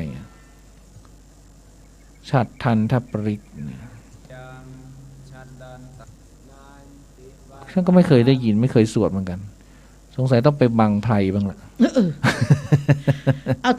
ทุกบทที่กล่าวมานั้นน่ะ เราสวดหมดเลยก็ได้ มันก็ช่วยได้ทุกอย่างไง ส่วนตัวดวงของตัวนุกเนี่ยดาวเกตซึ่งเป็นดาวเขาเรียกว่าดาวภาควิญญาณเนาะดาวภาควิญญาณดาวของเก่าดาวอะไรต่างๆเนี่ยดาวเกตเนี่ยนะมันโคจรมาที่ภพกรรมะคือภพการงานของตัวนุกตั้งแต่ดาวเกตเข้าปุ๊บ17ไปเผาศพ17ไปงานศพ18ก็ไปเผา19เมื่อวานไปไหนวะไปเมื่อวานไปไหนวะ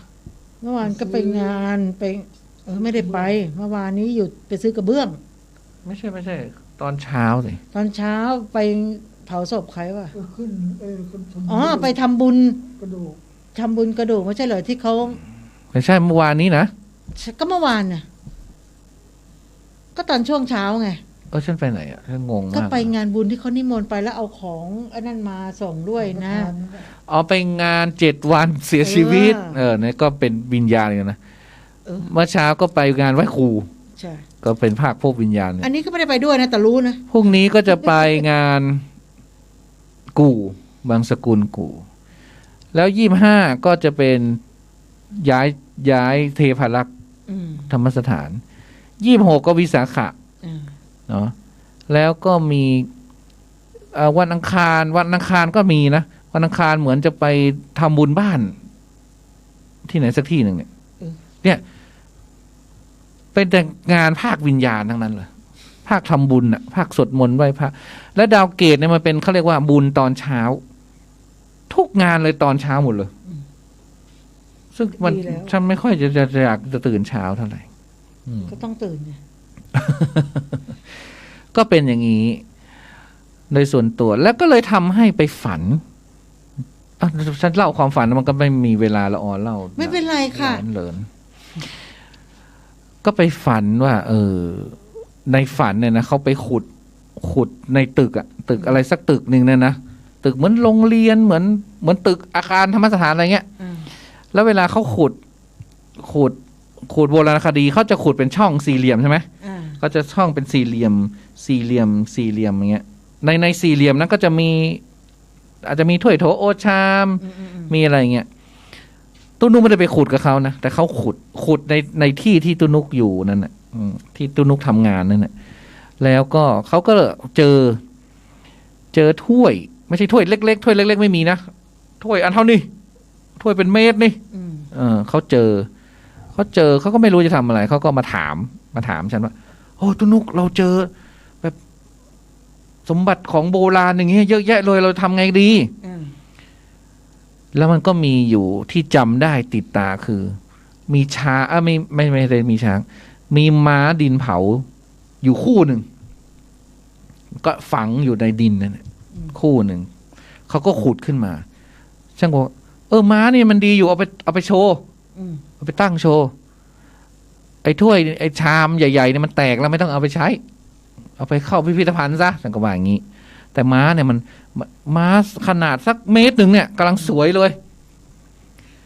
อาจจะถ้าไม่ดาวเข้าก็หรือฉันอาจจะอยากได้ม้าโบราณก็ได้ คือม้าเนี่ยมันการทำงานใช่ไหมใช่หรือแต่มันเป็นม้าที่สวยนะเหมือนม้าแบบสุสานจินซีฮ่องเต้แต่ไม่เจอช้างเจอม้าคู่หนึ่งที่จำได้นะก็เจอชามแต่ชามนั้นฉันไม่เอาชามมันใหญ่มากเลยนะเหมือนกระถางทูบที่เอาตั้งหน้าพระอาจารย์อะใหญ่อย่างนั้นอะเป็นชามอย่างนั้นแต่มันบินหน่อยท่านบอกฉันไม่เอาแต่ว่าม้านี่สวยเอามาตั้งนี่นะก็มีคนทายว่าโอ้ท่านม้านี่หมายถึงความรวดเร็วนะท่านจะได้โชคใหญ่2 ตัวแสดงว่าไม่เกิน2 เดือนว่าไงนะเอาละจะถูกหวย2 ตัวเอาละสิไม่เกิน2 เดือนเอาละสิตุ๊กบอกเลยเนาะเอาละสิโชคใหญ่นะมันไม่ใช่โชคใหญ่ถ้าใหญ่นี่คือช้างใช่ถ้าเจอช้างคู่เนี่ยโชคใหญ่แต่นี่คือมาเร็วโชคแบบมาเร็วเพราะม้ามันมาเร็วไงใช่ภายใน2 เดือนมีคนถ่ายให้ฉันอย่างนี้นะแต่ฉันก็ไม่รู้แล้วไม่ได้สนใจ ใครจะถ่ายอย่างเธอทายว่าอะไร ภาระหน้าที่ ใช่ ขี่ม้าใช่ไหม ภาระ ขี่ม้าก็คือพวกขุนแผนนะ ภา พวก ระหน้าที่ พวกอะไรเขาเรียกอะไรพวก ทำงานอ่ะม้าเร็วอ่ะ พวกใช่พวกขุนนางไงนะออ เขาเรียกว่าเป็นผู้ถ้าเกิดทำนองม้าเนี่ยมันก็จะอาจจะส่งสาร แต่ม้าเนี่ยที่ตุ๊ฝันเห็นเนี่ยคือม้าเขาเรียกว่า มันเป็นดินเผา มันไม่ใช่ม้าจริง มันเป็นม้าทรงงานนะว่ะ ๆ ม้าแบบม้าโชว์อะม้าตัว เดี๋ยวก่อน ม้าตั้งโชว์อะ เคยมีความรู้สึก นั่นแหละแล้วออจะทายจะเป็นแม่หมอทายฝัน ไม่หรอกเมื่อก่อนเนี่ยเราช่างฝันบ่อยๆบ่อยๆบ่อยๆ เรื่องอะไร คือมีการเปลี่ยนแปลงที่เมื่อก่อนนี้จะฝันบ่อยมากว่าเขามาขุดเขามาทำเขามาซ่อมมาแซมมา ของโบราณอย่างเงี้ยใช่ไหม ใช่ อ๋อ จะขุด แต่ละก็ยังอยู่ที่เดิมเขาก็มาสร้างมาลื้อมาถมมาลื้อมาสร้าง ประมาณ มา นั้น ขุดมาถม ประมาณนั้นฉันก็ฝันประมาณนั้นเหมือนกับฉันทำงานอยู่ตรงเนี้ย เออ แล้วเขาก็ขูดอยู่รอบตึกนั่นแหละ เออ แล้วเขาก็มาถามว่า อันนี้ทำไง อันนี้ทำไงอย่างเงี้ย เออ เออ เราก็ยังอยู่ตรงเนี้ย แต่เขาก็จะมาก่อสร้างตรงนั้นก่อสร้างตรงนี้ เออ ก่อสร้างตรงนั้นตรงนี้ แต่ไม่ได้ไปขุดกับเขานะ ไม่ ไม่ได้ไปขุด ก็ตื่นขึ้นมาตอนนั้นพระอาจารย์ยังอยู่เนาะ อือหือ ตื่นขึ้นมาเราก็ว่ากูจะโดนย้ายไปที่ไหนหรือเปล่าวะแต่กูยังอยู่ที่เดิม ออ หรือว่ากูจะย้ายห้องย้ายแล้วตอนนี้ย้ายแล้วนะ เออ ทีนี้มันก็จะมีการถมตรงนั้นขึ้นตรงนี้พระอาจารย์ก็ยืน แต่พระอาจารย์น่ะจะยืนอยู่ตรงปากประตู เออ ตรงบางทีแกก็เดินบางทีก็อยู่ที่ตึกใหม่ อันนั้นยัง ตึกเก่า ท่านยังไม่มรณภาพ ยัง แต่เห็นฝันเห็นพระอาจารย์แล้ว คือฝันบ่อยมากๆ ฝันเรื่องเดิม เอาซ้ำๆซากๆไม่ก่อนนั้นเนี่ย ตีความหมายไม่ได้ แต่ต แม่ อนเนี้ ชี ย พิมพ์ก็ฝันไง ฝันว่าตรงเนี้ยเมื่อก่อนมันเป็นที่เก่าที่แก่ที่เจ้านางอ่ะ เราเคยเจอแล้ว คนลุกนะ ถ้าเจ้านางเนี่ยเราเจอแล้ว แต่ครั้นี้ที่ฝันเนี่ยมันฝันเดิมเพิ่งนึกออกเดี๋ยวนี้ว่า พยายามจะฝันเหมือนฉันนะ ไม่ เล่ามาตั้งนานละหลายรอบแล้วที่ฝันเนี่ย เหรอ เสร็จแล้วก็เล่าให้แววฟังตลอด คือฝันอย่างเงี้ย แล้ว มาเป็น อา สิบ จารย์ สิบ แป๊วว่าไงอาจารย์แป๊วแปลว่า เขา ไง ไม่สนใจฟัง เขาว่าครั้นี้เราเอาค่าคำนวณมาตั้งนานทำไมมันถึงมีการขุดนู่นนี่นั่น อืม เพิ่งมานึกได้เดี๋ยวนี้ว่า ทุกวันเนี้ย เรามีการซ่อมแซม เรามีกา ขุ ร ดก็คือเปลี่ยนนั่นเปลี่ยนนี่ ใช่ ต่อ ใช่ เติม ใช่ ทุบ ใช่ นั่นทุบนี่ ใช่ เพราะมีการก่อสร้าง ก็คือตอนนี้ก็คือละออก็เลยต้องไปเฝ้าโรงครัวใหม่ เออ ตอนนี้ คือจริง ๆเพิ่ง แล้วก็ มา โรง กถึ ครัวเนี่ยโรงครัวก็ยกให้ละออเลยคือตั้งแต่ออกแบบตั้งแต่ไปซื้อซิงค์น้ำตั้งแต่ซื้อกระเบื้องตั้งซื้อปูนซื้อหินอะไร ให้ละออจัดการหมดเลย ซื้อแต่ นี่นะเพราะว่าความฝันของละออ คือมันมีการเปลี่ยนแปลงที่เราฝันเป็น10 แต่ฉันไม่ได้ขุดแต่ฉันเจอแต่ม้าคู่หนึ่ง เหรอ แต่ถ้า ใช่ พูดถึงเรื่องเจ้านางเราฝันเห็นหมดแล้ว ไม่แต่มันแปลกว่า อาจารย์พิมพ์ก็ฝัน เนาะ ทุกคนฝันว่าตรงเนี้ยมันเป็นเหมือนคุ้มเก่าของใครก็ไม่รู้ คุ้มเก่า อะไรสักอย่างหนึ่ง เพราะเราเห็นหมดเลย แต่ว่าอาจารย์พิมพ์ไปเสียตรงที่ว่า ไปเป็นเจ้ากรรมนายเวรของเจ้านางนี้ อ๋อ ใช่ไหมก็คือมาอยู่ในที่ที่เจ้ากรรมนายเวรอยู่พอดี อ๋อ ก็ท่านอาจารย์พิมพ์แกก็เลย เพราะว่า ไปไว มาเจอกัน คือลุมอ่ะแต่พูดถึงว่าตรงนี้เป็นที่เจ้ากรรมนายเวรก็เหมือนพระอาจารย์พระอาจารย์ก็ที่ว่าท่านกระดูกท่านก็เคยอยู่ที่นี่นั่นโน่นนี่ ใช่ ก็เหมือนกันก็เป็นที่ตรงนั้นเหมือนกันอ่ะ แต่ฉันก็คงจะเป็นที่ตรงนี้ของฉันเหมือนกันอ่ะ คือ เพ เรา ราะฉันยังไม่ได้ไปไหนเลยทุกวันนี้ เหมือนที่เราฝันเนี่ยเราก็ไม่ได้ไปไหน แล้วตอนเรามาอยู่ใหม่ๆเนี่ยเราเห็นเจ้านางทั้ง4ทั้ง เหรอ 4แล้วก็มีผู้ชายที่เป็น สงสัยฉันจะเป็นเจ้านางแถวนี้มั่งหรือมั้ง แล้วก็จะมีเป็นเจ้านายผู้ชาย อือฮึ ยืนอยู่อีก3 อืม แล้วก็จะมีเด็กๆนู่นนี่นั่น เด็กเยอะมากนะที่เนี่ย โอ้ เด็กเยอะมาก เพราะว่ามีคนเขามาขนมาช่วยฉันขนตัวหนอนเนาะ อืม ย้ายตัวหนอนไม่ให้มันเกะกะ กลับไปเขาไปฝันว่าเด็กอะเด็กจะไปทำร้ายเขาอะ อันนี้คือเรื่องหลอนแล้วล่ะ ไม่ร้อนเล่าเปยขึ้นมา คือพูดถึงเด็กไงเราบอกพูดถึงเด็ก แต่ถ้าเด็กในฝันของเราก็หมายถึงว่าเขาอยู่เป็นครอบครัวเนาะ มันก็ต้องมีผู้ใหญ่มีเด็กไง เหมือนเป็นลูกหลาน มันก็เป็นเด็กเป็นเด็ก แต่เด็กที่ชอบแบบเด็กเฮี้ยนน่ะ เด็กเฮี้ยนเนี่ยนะที่ชอบแสดงตัวจะเป็นเด็กผู้หญิงผมหน้ามาแปลกมากแต่เราเคยเห็นเป็นเด็กผู้ชายเพราะว่าเด็กที่เขาฝันว่าไปทำร้ายเขาก็เป็นเด็กผู้หญิงเหรอแล้วคนลุกนะแต่ที่เราเห็นจนเขาต้องมา ขอเข้ามากลับมาขอเข้ามาแล้วว่าขอทำไมเขาอุตส่าห์มาทำความดีนะเขาอุตส่าห์มาช่วยธรรมสถานจัดนู่นนี่ฉันนี่ขนทุกอย่างเลยไม่เห็นฉันมาหลอกมาหลอนฉันนะเราเคยเห็นคือถ้าธรรมสถานมีอะไรเนี่ยเราจะเห็นหมดแล้วล่ะไอ้ตรงที่เขาเห็นน่ะเราเห็นเป็นเด็กผู้ชาย2 คนนุ่งกางเกงกะกีเสื้อไม่ใส่มีอยู่2 คนวิ่งเล่นอยู่แต่ว่าที่เขาเห็นนะมันเป็นเด็กผู้หญิงมีเจ้าผู้หญิงเป็นหน้าม้าคนนึงแล้วก็ตอนที่เธอนอนข้างล่างนั้นก็เด็กผู้หญิงอันนั้นไม่ใช่อันนั้นเด็กผู้ชายหมดเลยข้างล่างเด็กผู้ชายหมดเลยเด็กผู้ชายหมดเลยที่แบบวิ่งเล่นกันเยอะๆเคาะน้องคนนี้คือเด็กผู้ชายเราบอกออกมาให้หมดเลยนะไม่ได้กลัวอันนี้ตุ้นุกไม่ได้เห็นนะอันนี้ตุ้นุกเอาจิ๊กซอของละออมาประติดประต่อ หรือว่าฟังจากคนนั้นคนนี้เล่าก็เอามาประติดประต่อเอาง่ายๆโดยส่วนตัวตุ้นุกไม่เห็นอะไรเลยเอาแค่ไม่รู้สึกแต่ว่าวันซื่อเพียงแต่รู้สึกว่ามีแค่ว่าจะทำอะไรก็อธิษฐานขอพระอาจารย์แค่นั้นเองให้มันสะดวกราบรื่นแค่นั้นเองวันนั้นก็มาคุยกับกุมารของพระอาจารย์ตกกลางคืนก็มีเด็กมาดูดนมคือกุมารเนี่ยพระอาจารย์เลี้ยงไว้ตั้งนานเป็นกุมารหลวงพ่อเต๋ซึ่งมันไม่มีแล้วล่ะแล้วก็มีมูลค่าเยอะทีเดียวถ้าจะนี้นะถ้าพูดถึงมูลค่าเพราะ1เก่า2ไม่มีแล้วนะมีอยู่7กุมารหารก้าเนี่ยแล้วก็เลยชวนคนก็เลยมีคนเคยขอไปขายของก็ช่วยเขาขายของนะแล้วพอดีก็ถูกหวยกับ7กุมารหารก้านี่บ่อยนะแล้วก็ได้สิ่งที่บนก็คือพิซซ่าใช่ชอบพิซซ่า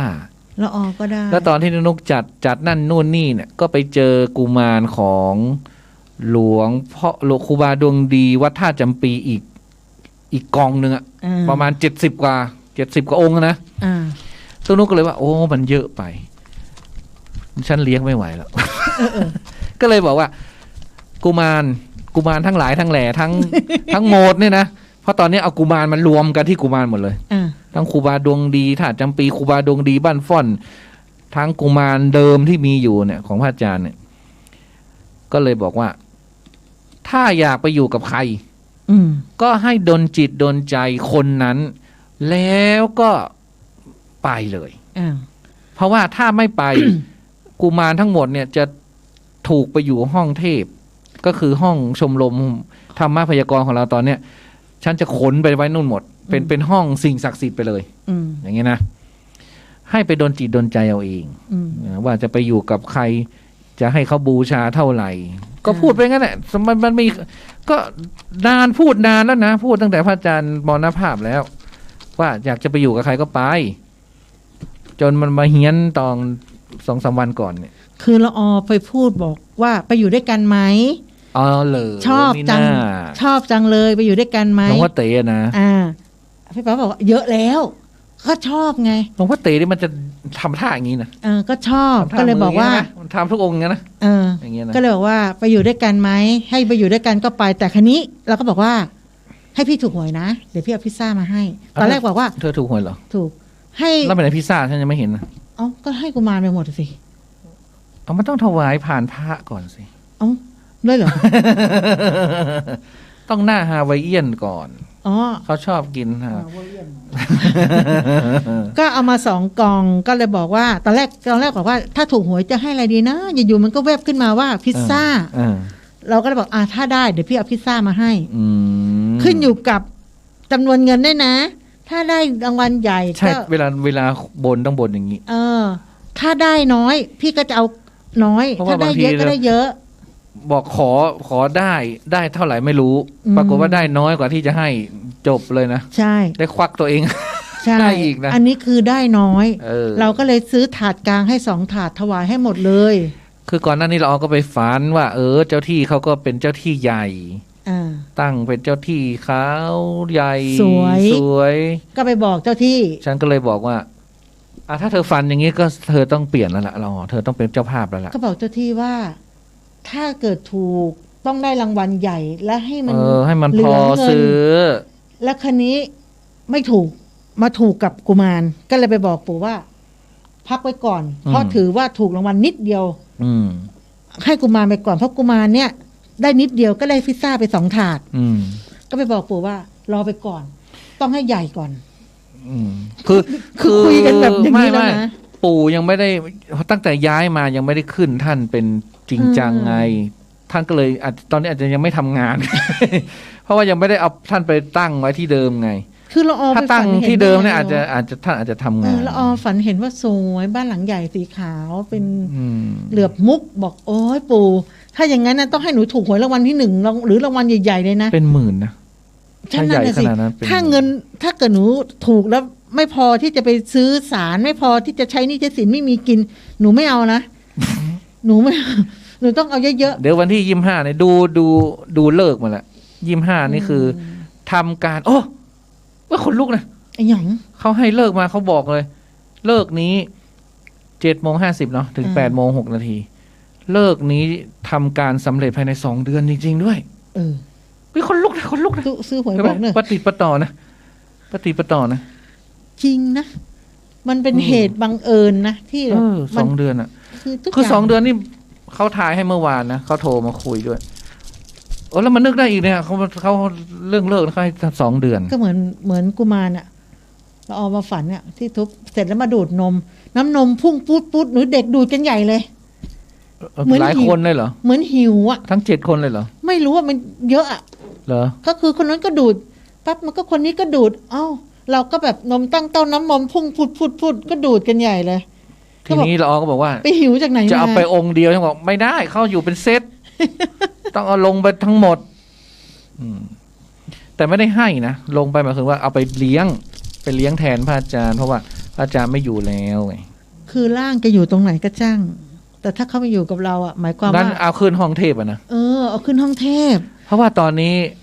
ไม่งั้นเดี๋ยว โรงครัวเริ่มเป็นรูปเป็นร่างแล้ว เอาขึ้นห้อง แล้วรู้สึก เทพไปเลย ว่าจะกว้างทีเดียวโรงครัวแล้วนะ อ่า ตอนแรกเราก็กะว่าตู้คงใส่ไม่หมด ดูไปดูมาโอ้ซาวตู้ก็ใส่ได้เอาเรียงเข้าไปนั่นน่ะ ไปไว้ห้องเทพ แต่ละออจะไม่ขึ้นห้องเทพนะถ้าไม่มีคนอยู่อะ เธอก็ไปเลี้ยง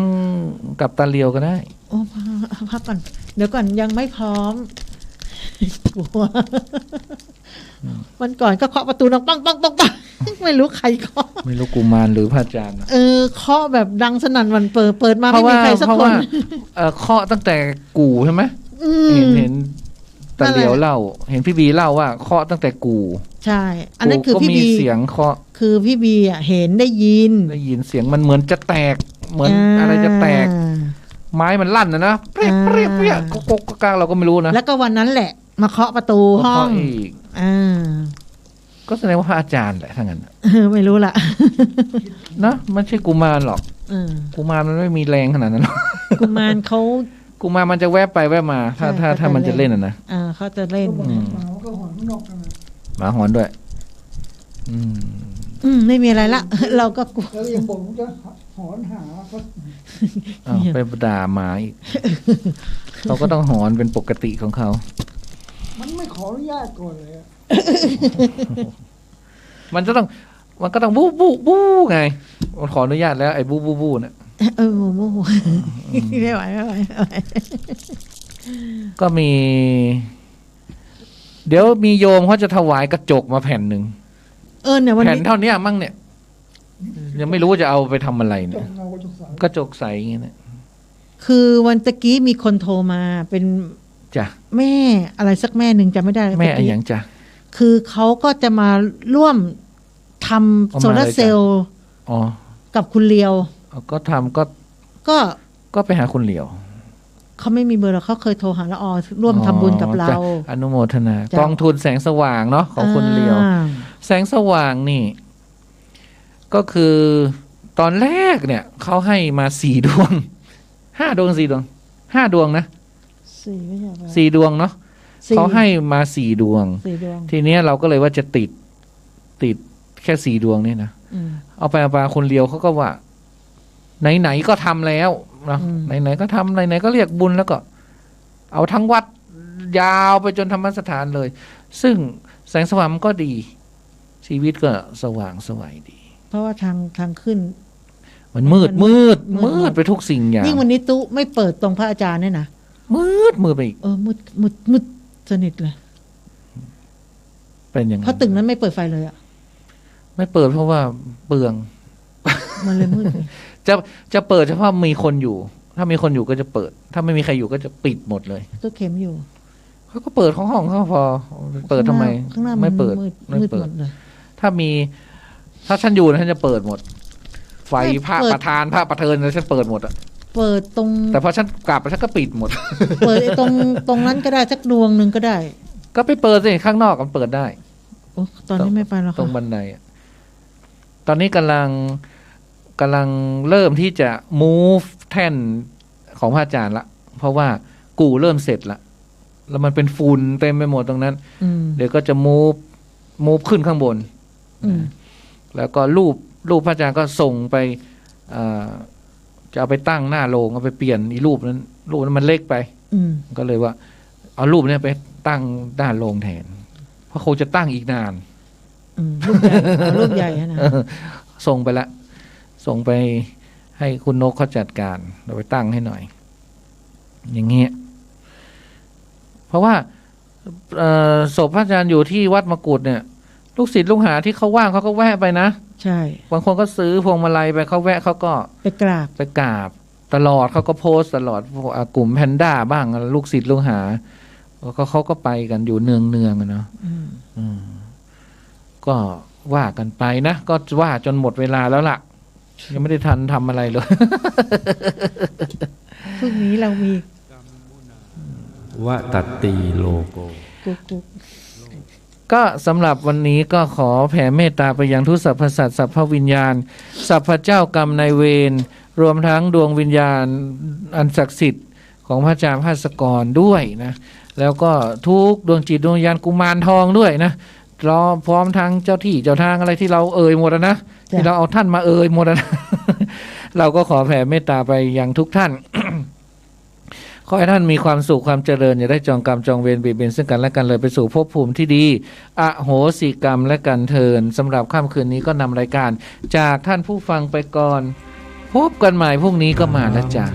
ไม่นานเกินรอนะจ๊ะก็มาติดตามฟังกันต่อนะจ๊ะสำหรับเดอะเฮียนตุนุกนิกกับป้าละออใจเย็นนะจ๊ะสำหรับค่ำคืนนี้ขอความสุขความเจริญทั้งทางโลกและทางธรรมจงมีแด่ท่านผู้ฟังทุกท่านนอนหลับฝันดีราตรีสวัสดิ์ขอเจริญพรไปตามกรรมเช่นนี้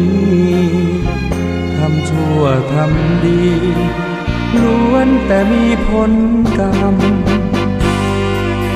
ใช้อำนาจใจ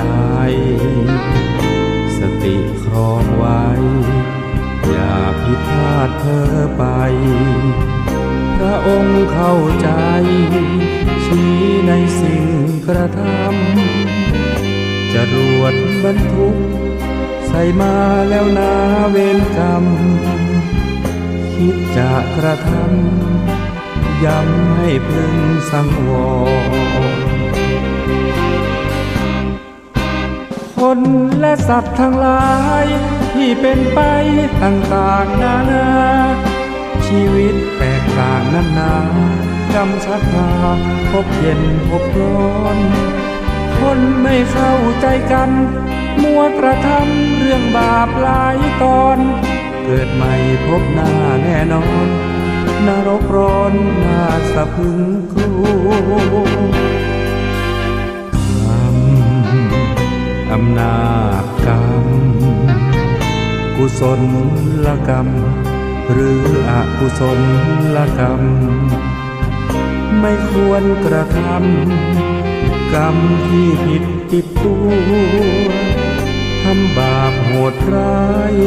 มันไม่ใช่เรื่องยิ้มหัวผลลัพธ์น่ากลัวอำนา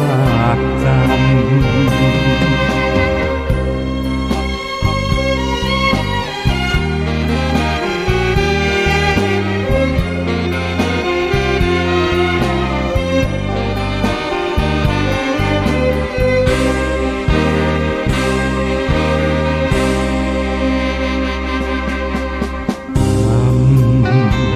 อำนาจกรรมกุศลกรรมหรืออกุศลกรรม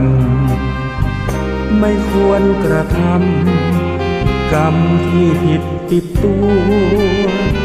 ทำบาปโหดร้าย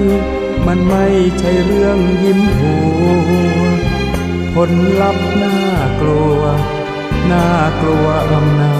จกรรม